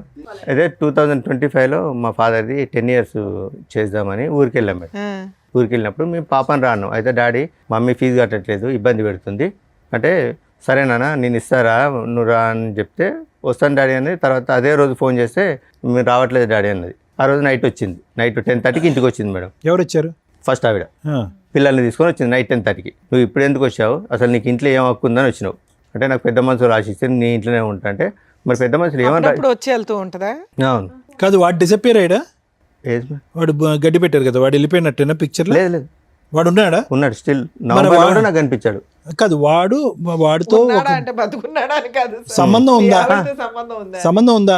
చూశాను, ఉన్నాయి సార్. మరి ఏంటి అక్కడ సంబంధం పెట్టుకుని ఇక్కడ పార్ట్ టైం ఏంటి? అసలు ఆవిడ ఎవరు? అంటే ఇప్పుడు- ఫోటో ఒకసారి చూపిరా. అంటే ఇప్పుడు పెద్ద మనుషులు ఏం చేస్తున్నారంటే మా దగ్గరికి న్యాయం కోసం వచ్చింది కదా, మేము ఏదో ఒకటి న్యాయం చేయాలి ఉంటుంది. అసలు మమ్మల్ని నుంచి ఏం సరే, మాట్లాడేసలేదు. మీ ఊర్లో 2 గ్రూపులు ఉంటాయి. ఆవిడ వాళ్ళ పెద్ద మనుషుల దగ్గరికి వెళ్ళింది, వాళ్ళు ఏదో ఇచ్చారు. మీరు కూడా ఓ పెద్ద మనిషి దగ్గరికి వెళ్తే వాళ్ళు కూడా ఒక శాసనం రాసేస్తారు. ఇక లా అండ్ ఆర్డర్, కాన్స్టిట్యూషన్స్ ఇవేనా వద్దు, చక్కగా పెద్ద మనుషుల దగ్గర కూర్చుంటే అయిపోద్ది. 2025లో మా ఫాదర్ ఇట్లా 10 years చేద్దామంటే వెళ్ళాం మేడం. వచ్చింది నైట్ 10:30కి వచ్చింది. నువ్వు ఎందుకు వచ్చావు, ఇప్పుడు నీకేం అవసరం అని వచ్చినావు, అసలు నీకు ఏం రైట్స్ ఉన్నాయని వచ్చినాడికి అంటే నాకు పెద్ద మనుషులు రాసిచ్చారు. అంటే పెద్ద మనుషులు ఏమని రాసిచ్చారు, సాటర్డే మండే నుంచి ఫ్రైడే వరకు అక్కడ హైదరాబాద్లో కాపురం చేయి, ఫ్రైడే సాటర్డే సండే నా దగ్గర కాపురం చేయమని రాసిచ్చారా అని అంటే వాళ్ళ తమ్మునికి ఫోన్ చేసింది అన్నమాట. శేఖర్ నన్ను ఇంట్లోకి రానివ్వట్లేదు, గొడవ పెడతాను, కొడతాను అని. పోలీసులకి ఎందుకు కంప్లైంట్ ఇవ్వలేదు? వన్స్ డైవర్స్ అయిపోయినాక అమ్మాయి ఆ సరౌండింగ్స్ కి రావడానికి కూడా లేదు, పోలీసులకు కోర్టు ఆర్డర్ లేకుండా. అదే రోజు ఆమె వాళ్ళ తమ్ముడు చేసిన తర్వాత 100 డయల్ చేసింది. మా అత్తయ్యను మా హస్బెండ్ నన్ను ఇంట్లోకి అరెస్ట్ చేస్తాను, ఇంట్లోకి రానివ్వట్లేదు. చెప్తారు కదా డైవర్స్ వచ్చినాయి అంటే పేపర్లో. అయితే కానిస్టేబుల్ ఉండి ఈ నైట్ 10 గంటలకు గొడవ ఎందుకమ్మా, మీరు ఉండి వేరే ఇంట్లోకి ఎక్కడ ఉండండి, తెల్లారండి కానిస్టేబుల్ చెప్పాడు వేరే ఇంట్లో ఉండమని. కానిస్టేబులే చెప్పాను మేడం, వేరే ఇంట్లో ఉండండి. ఇప్పుడు ఈ నైట్ ఇప్పుడు ఆమె ఏదో ఒకటి అంటే మీరు ఏదో ఒకటి అంటారు, గొడవ అవుతుంది అంటే వెళ్ళిపోయినాం మేడం. నైట్ 1 o'clock వాళ్ళ తమ్ముడు ఒక 6 రౌడీలను తీసుకొని అక్కడికి వచ్చింది. ఇప్పుడు రండి మాట్లాడదామని మా మాట్లాడడానికి లేదు మేడం, ఒక 6 రౌడీలను తీసుకొని వచ్చి మీద దౌర్జన్యం చేశారు. మా పాప ఏం చేసింది, మా సిస్టర్ని చెప్పి తీసుకొని కొట్టింది. చెప్పి తీసుకొని కొడితే లేడీస్ కొట్టుకుంటారు. మీ సిస్టర్ ని కొట్టిందా మీ అమ్మాయి? ఎందుకు గొడవ రెచ్చగొట్టాలని. మీ పాప మీకే Yes, కదండి madam. ఫేవర్. అక్కడ వాళ్ళు చెప్పినట్టు ఉంటుంది, ఇక్కడ నాకు ఫోన్ చేసి డాడీ నన్ను ఇబ్బంది పెడతారని నాకు చెప్పి మహానటి. ఓకే, చిన్నపిల్ల ఏమి అనలేం. చెప్పి తీసుకొని కొట్టేసరికి మా చెల్లె మా పాపను కొట్టింది. వాళ్ళిద్దరూ కొట్టుకుంటే బయటకు వెళ్ళిండ్రు. వాళ్ళ తమ్ముడు ఏం చేసిండు, వెనక నుంచి మా అమ్మ మీద ఇంతలా రాయి ఎత్తేసిండు. జస్ట్ మా అమ్మ కాలు స్కిడ్ అయ్యేసరికి ఇట్లా రాసుకుంటూ వెళ్ళింది. ఎవరు మీ అమ్మగారికి? మా అమ్మగారికి రాసుకుంటూ వెళ్ళిన తర్వాత ఇదంతా మీ నాన్నగారు 10th anniversary రోజు? ఎస్ సార్, అంటే తెల్లారితే 10th anniversary, తెలియండి. అదే నైట్. మీరు చెప్తున్నవన్నీ నిజాలేనండి? Yes madam. ఇప్పుడు మీ ఆవిడతో మాట్లాడితే ఫస్ట్ వైఫ్ తో ఇప్పుడు లైవ్ వీడియోలు కూడా ఉన్నాయి మేడం. వాళ్ళు ఇవన్నీ చెప్తుంది. ఇప్పుడు ఈవిడ పరిస్థితి ఏంటి? ఇప్పుడు మీ సతీమణి, ఇప్పుడు భార్య, ఈవిడ పరిస్థితి ఏంటి? ఆవిడ ఓకే సార్. ఈవిడ ఓకే అంటే ఏ విధంగా ఓకే? ఇంత యుద్ధాలు జరుగుతుంటుంటే ఇంట్లో ఆవిడకి ఓకే ఎలా అవుతుంది? వాళ్ళ పేరెంట్స్ ఉంటారు, వాళ్ళు ప్రశ్నిస్తారు. అసలు ఆ అమ్మాయి రైట్స్ ఏంటి? ఇంకా మీ గొడవలు పెళ్లికి ముందు ఉన్నాయి, పెళ్లి తర్వాత ఉన్నాయి, విడాకులు అయిన తర్వాత ఉన్నాయి, ఎప్పటికీ కంటిన్యూ అవుతూనే ఉన్నాయి. మీరు మీ ఆవిడ అప్పుడు ఏం మాట్లాడలేదా? నువ్వు ఎందుకు వచ్చావు, మీరు ఎలాగో మాట్లాడలేదు, మీరు ఎలాగో తిట్టట్లేదు, పోనీ ఆవిడ కూడా మాట్లాడలేదా డివోర్స్ అయ్యాక ఎందుకు వస్తున్నావు అని చెప్పి? ఆవిడ లేరా అప్పుడు ఇంట్లో? ఎవరు ఉన్నారు? ఉన్నదా అమ్మాయి? ఇక మమ్మీ వాళ్ళు మాట్లాడుతుంది కదా, మమ్మీ వాళ్ళు మేము మాట్లాడుతున్నాం కదా, ఆమె ఏమి ఎంటర్ కాలేదు. మరి వీళ్ళెవరూ మాట్లాడలేదుగా. అదే రోజు గొడవ అయిన తర్వాత ఏమైంది? హాస్పిటల్ నెక్స్ట్ డే రండి పోలీస్ కానిస్టేబుల్ అన్నాడు. ఆ కథ ఏమైందో చెప్పండి. స్టేషన్కి వెళ్ళినాం. Very good. స్టేషన్కి వెళ్ళి ఇట్లా కంప్లైంట్ ఇస్తామంటే వాళ్ళు కూడా కంప్లైంట్ తీసుకొని వస్తున్నాడు అండి. ఆ రోజు మా బ్రదర్ ఉన్నాడు, మా మరిది నా మీద చేసిండు, నన్ను కొట్టిండని మా తమ్ముడిని ఇరికించింది. మా తమ్ముడిని మా బాబు మీద కేసు పెట్టింది. కేసు పెట్టేసరికి మీ మీద కూడా కేసు ఫైల్ చేయమంటాను, ఇద్దరి మీద FIR ఫైల్ చేస్తాను ఎస్ఐ గారు అడుగుతారు. మాకు పెద్ద మనుషులు రాసి ఇచ్చిర్రు. సార్, పోలీసులు పెద్ద మనుషుల జడ్జిమెంట్లు ఎందుకు ఒబే చేస్తారండి? మీరు డైవర్స్ పేపర్ చూపించాలి కదా. చూపించిన మేడం, చూపించిన పెద్ద మనుషుల లీడర్షిప్ అన్నారా? ఏ పోలీస్ స్టేషన్ చెప్పండి, నాకు ఇప్పుడు మాట్లాడతాను. కొడకన్ల పోలీస్ స్టేషన్ మాట్లాడించండి. ఏఎస్ఐ అన్నాడా? డైవర్స్ చేసిన తర్వాత మీకు పెద్ద మనుషులు మీ ఫస్ట్ వారితో కలిసి ఉండమన్నారు, ఆ ఇంట్లో ఉండమని మీకు పోలీసులు చెప్పారా? ఎక్కడ వెళ్ళలేదండి. ఇప్పుడు పోలీసులు అంటే పోలీసులు ఆ ఇంట్లో ఉండమని మీ వైఫ్ చెప్పారా? చెప్పలేదు మేడం. మీరు ఏ విషయం క్లారిటీగా అంటే మాట్లాడారు? మీరు తీర్మానం ఇచ్చినందుకు ఆమె ఇంట్లో ఉంటుంది, ఇట్లా చేస్తుంది. మరి ఏంటి పరిస్థితి అంటే పెద్ద మనుషులు ఎస్ఐ గారికి ఏమన్నారంటే, సార్ ఇంకోసారి మేము రానివ్వము, అమ్మాయిని ఇంట్లోకి రానియమన్నాడు. అన్న తర్వాత కూడా ఇప్పుడు 3 times వచ్చింది. అది వేరే. పెద్ద మనుషులు పంచాయతీలు పనికిరావు అనేది క్లారిటీ వచ్చింది. మీకు ఎస్ఐ కూడా చెప్పాడు, మీరు ఎవరు జడ్జిమెంట్లు ఇవ్వడానికి పక్కకి వెళ్ళండి అని. సరే సార్, ఇంకోసారి ఎట్లాంటి బోర్డు పెత్తనాలు చేయమని పెద్ద మనుషులు అన్నారు, అంతేనా? నుంచి రానివ్వం అన్నారు. వాళ్ళు సైడ్ అయ్యారు, ఆ జడ్జిమెంట్ సైడ్ అయ్యింది. మీ వైఫ్ అయినా లెక్క చేయకుండా వస్తుంది. ఇప్పుడు చిన్న చిన్న వాటికి మొన్న పోలీస్ స్టేషన్ లో కేసులే వేశారు. నస తప్ప ఏమీ లేదు ఇందులో. అంటే మధ్యరాత్రి కొట్టడానికి వస్తే నా హ్యాండ్ ఇరిగింది, మా మమ్మీకి తలకాయ వెలిగింది. అయినా మీ కేసు తీసుకోరు, అలాగే వాళ్ళు వేసిన కేసులు తీసుకోరు. ఈ నస మీకు నడుస్తానే ఉంది. మిమ్మల్ని నమ్ముకొని వచ్చిన సెకండ్ వైఫ్ అయితే మీకు కష్టాలు పడతానే ఉంది. ఇప్పుడు ఇక్కడికి ఎందుకు వచ్చారు? ఇక్కడికి ఎందుకు వచ్చారంటే మొన్న రీసెంట్ గా ఒక 3 months బ్యాక్ మా పాప ఇంట్లో నుంచి వెళ్ళిపోయింది. పెద్ద అమ్మాయి వాళ్ళు హరాచి చేసి వెళ్ళిపోయిందా, వాళ్ళు దాచిపెట్టారో తెలియదు. తెలియకుంటే నాకు ఫోన్ చేశారు. ఫోన్ చేశారు? పోచారం PS నుంచి ఎస్ఐ గారు ఫోన్ చేశారు. మీ అమ్మాయి మిస్ అయింది, మీ దగ్గరకు వచ్చిందని. నా ఫోన్ పని చేయకుంటే అసలు మీ అమ్మాయితో మాట్లాడుతున్నారు? ఎంత పెద్ద పంచాయతీ పెట్టిన అమ్మాయిని మాట్లాడుతుంది, మీతో మాట్లాడుతుంది. మీ అమ్మాయి వెళ్ళిపోయింది, మీ దగ్గరికి వచ్చిందట, ఇట్లా వచ్చి కంప్లైంట్ ఇచ్చారంటే మా మదర్ ఉంటే నా దగ్గర రాలేదు, మీ అబ్బాయి ఎక్కడ ఉంటే మా అబ్బాయి నా కాంటాక్ట్లో లేడు, మాకు తెలియదు అన్నారు. మధ్యరాత్రి 12 o'clock పోలీసులను తీసుకొని వాళ్ళ దగ్గర ఉంటారని కానిస్టేబుల్ తీసుకొని మా చెల్లె వాళ్ళ ఇంటికి సోదాకు వచ్చింది. 12 గంటలకు వస్తే మా బాబాయ్ ఆయన తిట్టడం ఈ నైట్ 12 o'clock ఏందండి పిటిషనర్ని పట్టుకుని మా ఇంటికి వచ్చేది ఏందండి అని మా బావ వాళ్ళ ఫ్రెండ్ ఒక అన్నాడు. అంటే మైనర్ అమ్మాయి కాబట్టి ఎవరో మైనర్ కాబట్టి తండ్రి సంరక్షణ ఉండాలి, సో ఎవరో ఒకరు ఉండాలంటే తర్వాత ఆ రోజు 3 o'clock పాప మా మదర్కి ఫోన్ చేసింది. నానమ్మ నేను ఇక్కడ హన్మకొండ బస్ స్టాండ్లో ఉన్నాను, నన్ను ఇట్లా టార్చర్ పెడతారు, చిత్రహింసలు పెడతారు, నేను ఉండను, అందుకే ఇంట్లోకి పారిపోయినా, నేను ఆమెకు ఉండు ఇష్టం. నుంచి పారిపోవడం ఎందుకు? మీకు ఫోన్ చేసి మీ దగ్గరకు వచ్చేయచ్చుగా. అదే. అది తెలివితే అట్లా ఎందుకు ఎవరు అబ్బా? పెడుతున్నారు టార్చర్?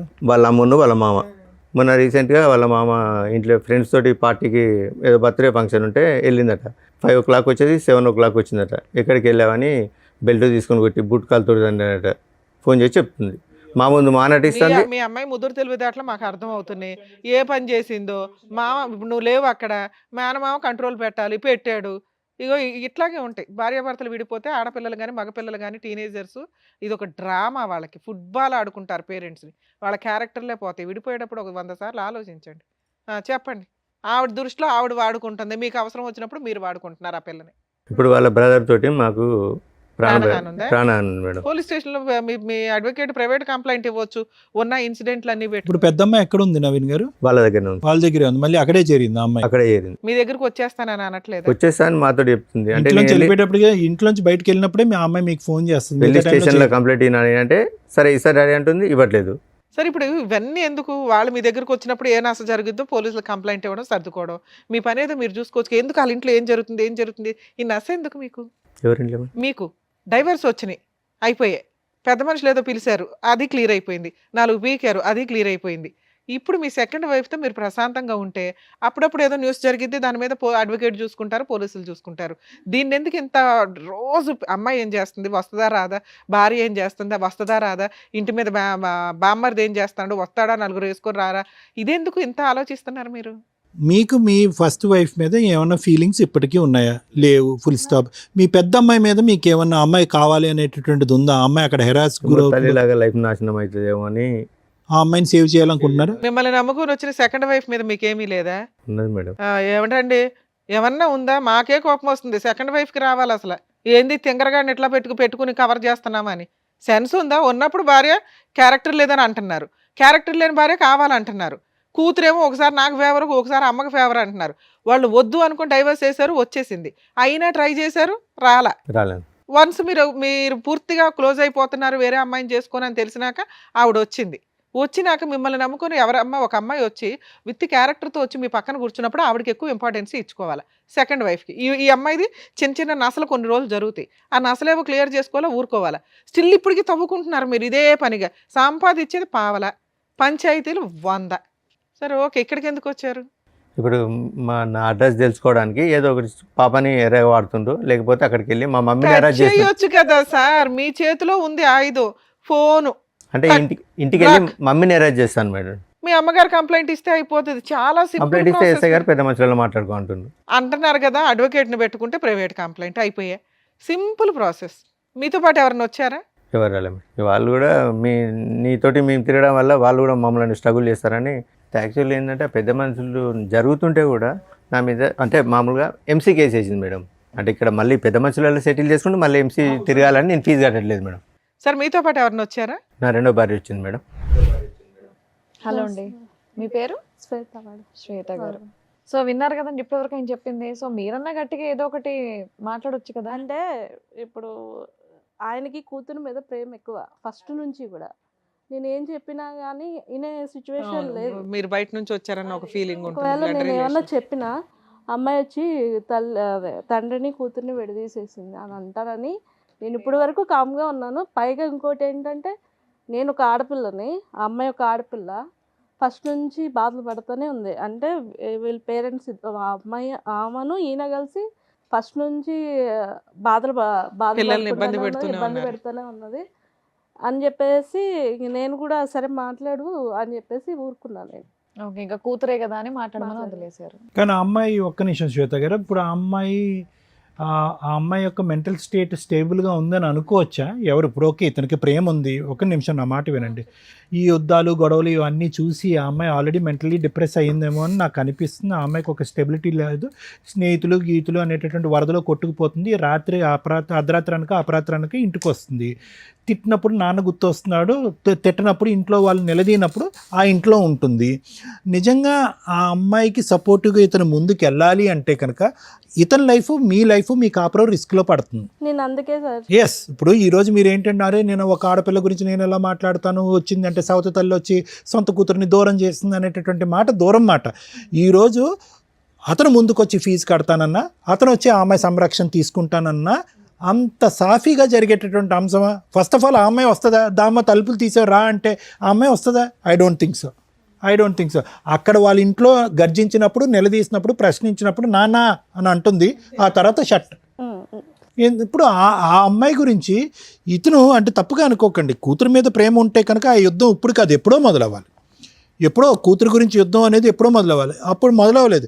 ఎప్పుడైతే విడాకులు అయిందో ఆ అమ్మాయి ఎప్పుడైతే ఫోన్ చేసి నాన్న అంటం మొదలుపెట్టిందో, అమ్మో మా నాన్న నా కూతురు అక్కడ నలిగిపోతుంది అనేటటువంటి ఫీలింగ్లో వస్తున్నారు.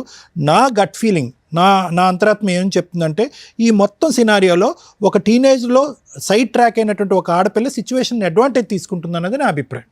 సేమ్. ఇప్పుడు ఆ అమ్మాయి కాదు, ఆ అమ్మాయిని నువ్వే సంరక్షణ చూసుకో, ఆ అమ్మాయిని అమ్మ నువ్వు అక్కడే పెరిగావు, అక్కడే పుట్టావు, అక్కడే మీ అమ్మ దగ్గరే ఇంతకాలం ఉన్నది, నేను చూసింది నా మాత్రమే, ఒక తండ్రిగా నేను నీ మొహం చూసింది నా మాత్రమే, తల్లి అయినా ఎవరైనా అక్కడే నువ్వు చూసుకో అమ్మా అని చెప్పి మీరు వదిలేస్తే కనుక మీ సంసారం బాగుంటుంది. ఇప్పుడు ఏంటంటే ఇతను విడాకులు ఇచ్చాడు, సడన్గా ఇప్పుడు కూతురు సంరక్షణ అనేటువంటి ఆలోచన వచ్చేటప్పటికి 2 పడవల మీద కాలు వేసేటప్పటికి అక్కడ తల్లికి మామకి అగ్గుల మీద గుగ్గులం అవుతున్నారు, ఈ అమ్మాయిని ట్రాప్ చేస్తున్నారు మీరు అనేటటువంటి ఫీలింగ్తో. అంతే కదా శ్వేత గారు? అదే కదా ఇక్కడ సబ్జెక్టు. లేదంటే ఆ అమ్మాయి ఎందుకు ఇక్కడికి వస్తుంది పదే మీ భార్య విడాకులు అయిన తర్వాత? సరే సార్, ఇక్కడికి ఎందుకు వచ్చారు మీరు? ఏం కావాలని వచ్చారు? మేము అంటే ఇక్కడ హైదరాబాద్లో ఉంటాము, అత్తయ్య గారు ఊర్లో ఉంటారు. మేము దొరకట్లేదు అని చెప్పి వెళ్ళి అత్తయ్య గారిని కొట్టుడు, పిల్లలు లేకపోతే పిల్లలా? పిల్లలు, పెద్దమ్మాయి కూడా చెప్పు తీసుకొని కొట్టంటే చెప్పు తీసుకొట్టుడు. ఎందుకమ్మా ఏమని చెప్పి కొడుతున్నారు పెద్దవాడిని? డబ్బులు అడిగిపో. అదే డబ్బులు అడిగిపో. మెయింటెనెన్స్ కాదు మేడం, అదే డబ్బులు, అంతే. డబ్బు ఎంతో కొంత, ఏదో ఎంతో కొంత. ఫీజులు కూడా కాదు, వాళ్ళు అంతే, డబ్బు. ఖర్చులకి డబ్బులు అడిగిపో. నువ్వు ఎందుకు కొట్టావు, నువ్వు ఎందుకు ఇయ్యో అని చెప్పేసి పెద్ద పాప వెళ్ళి, చిన్నదంటే తెలీదు తనకి, పెద్దది వెళ్ళి కొట్టుకుపో అంటే వెళ్ళి కొట్టడం. మరి అదే పాప నాయనమ్మ నేను ఇక్కడ ఉన్నాను, బస్ స్టాండ్ లో ఉంది, నా పరిస్థితి బాగాలేదని చెప్పి ఫోన్ చేసి, ఇప్పుడు మా నంబర్స్ ఏం లేవు తన దగ్గర సార్ మాకు చేయడానికి. నాయనమ్మే హెల్ప్ కోరినటువంటి అమ్మాయి ఈ రోజు నాయనమ్మని కొడుతుందని అంటున్నారు కదా? అంతకుముందు సార్, అంతకుముందు నాయనమ్మ కొట్టుపో ఇప్పుడు అంటే కొట్టడం మానేసి, ఇంటికి రావడం మానేసి ఎంతకాలం అయింది? ఏదో వస్తూనే ఉన్నారు మేడం వాళ్ళు. అంటే కొట్టడం లేదు, అంటే మీరు ఎక్కడ ఉన్నారో తెలియక అక్కడ attack చేస్తున్నారు. 2 months ఒకసారి వచ్చి ఏం చేస్తారు? వచ్చింది 2 days ఉంటుండ్రు వెళ్ళిపోతుంది. పిల్లలేనా ఆవిడ కూడా? ఆవిడే వస్తుంది. వస్తారు మేడం. అప్పుడు ఏం చేస్తున్నారు ఇంట్లో వంట ఎవరు చేస్తున్నారు? వాళ్ళే చేసుకుంటారు. వాళ్ళు చేసేసుకుని వాళ్ళ వరకు ఉండి వాళ్ళ వరకు మళ్ళీ సర్దుకుని వీళ్ళు వెళ్ళిపోతారు. వస్తే శ్వేత అత్తయ్య గారు గారు ఆ 2 days ఎలా నడుస్తుందమ్మా? ఆ 2 days ఎలా నడుస్తుంది? అది తెలీదు సార్ నాకు. కాదు మీ ఇంటికి వస్తుంది ఆవిడ, పిల్లలతో పాటు వస్తుంది. వీళ్ళకి తెలియదు, వాళ్ళ అత్తగారు మా కదా. అత్తగారు ఉండరు. సాటర్డే సండే మమ్మీ ఉండదు. మా సిస్టరు ఇప్పుడు 8 months క్యారింగ్ మేడం, ఇక్కడికి వస్తుందండి. మమ్మీ లేనప్పుడు వస్తుంది, ఓకే, ఓన్లీ ఫెస్టివల్స్ చూసుకొని వస్తుంది. ఓకే. ఆ టైంలో మీ అమ్మగారు ఎక్కడ ఉంటారు? సిస్టర్ దగ్గరకు వస్తుంది. లేదంటే ఉన్న ఊర్లోనే అమ్మమ్మ వాళ్ళ ఇంటికాడ ఆ ఉంటాయి. ఇల్లు ఎంత వాల్యూ చేస్తుంది? ఎవరి పేరు మీద ఉంది? అత్తయ్య మా గారి ఫాదర్ పేరు మా మీద మమ్మీ పేరు మీద ఎంత వాల్యూ చేస్తుందండి? అప్రాక్సిమేట్లీ ఒక 6-7 lakhs ఇస్తుంది. సరే సార్, మీకు ఈ హెరాస్మెంట్లు ఇవి ఉన్నాయి, ఏం చేస్తే బెటర్, ఎలా వెళ్తే బెటర్? ఓకే. అది సార్ పాప ఒకసారి మాట్లాడి అసలు ఆ సిచ్యువేషన్ ఏంటి, వస్తే మా దగ్గర ఉంటే మంచిగా ఉండి వాళ్ళకి మాకు సంబంధం లేదు, నేను మా డాడీతో ఉంటాను అంటే తీసుకుంటాం, లేదు నేను అక్కడే ఉంటాను అని అంటే పర్మనెంట్ సెటిల్మెంట్ చేసేసుకుందాం, వాళ్ళకి మాకు సంబంధం లేకుండా. అది సార్. ఇప్పుడు ఎందుకు అంటే ఇవన్నీ విషయాలు అక్కడ విలేజ్లో దాచిపెడుతున్నారు. వాళ్ళ దగ్గర పెద్ద మనుషులు వీళ్ళు వాళ్ళ దగ్గర డబ్బులు వెళ్ళకపోతే పెద్ద మనుషుల్లోకి మిమ్మల్ని కులం నుంచి వెళ్ళేస్తాము, మీరు కులానికి అదేంటి మీకు ఏదన్నా అంటే ఇష్యూ వచ్చినా ఏమన్నా జరిగినా ఏదన్నా అయినా మేము మీ ఇంటికి రాము అని చెప్పేసి నవీన్ గారు డైవర్స్ దాంట్లో పిల్లలకి ఏం చేయాలని కండిషన్స్ ఉన్నాయి? ఏం ఉండవు సార్, ఎక్స్పర్టీ ఆర్డర్స్ కదా. అంతే madam. Okay. She is not happy about the.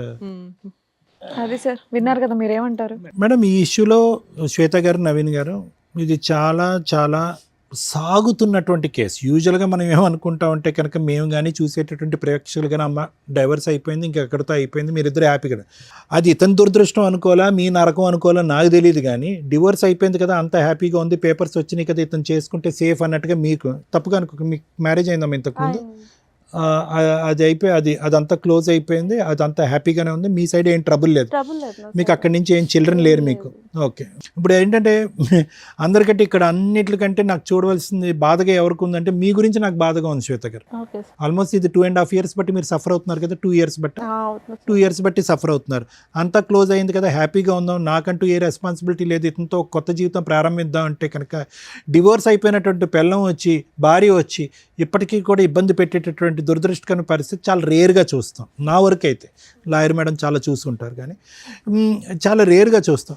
అయితే ఇదేంటంటే ఇక్కడ తప్పుగా అనుకోకండి అమ్మ, ఇక్కడ నవీన్ గారిది కూడా తప్పు ఉంది శ్వేత గారు. ఇక్కడ ఏంటంటే కర్ర ఎరగదు పాము చావదు అన్నట్టుగా ఈ దరిద్రంగా ఇంత అంటే ఎంత దరిద్రంగా ఉందంటే ఇది ఒక పక్క నుంచి పిల్లలు నాశనం అయిపోతున్నారు.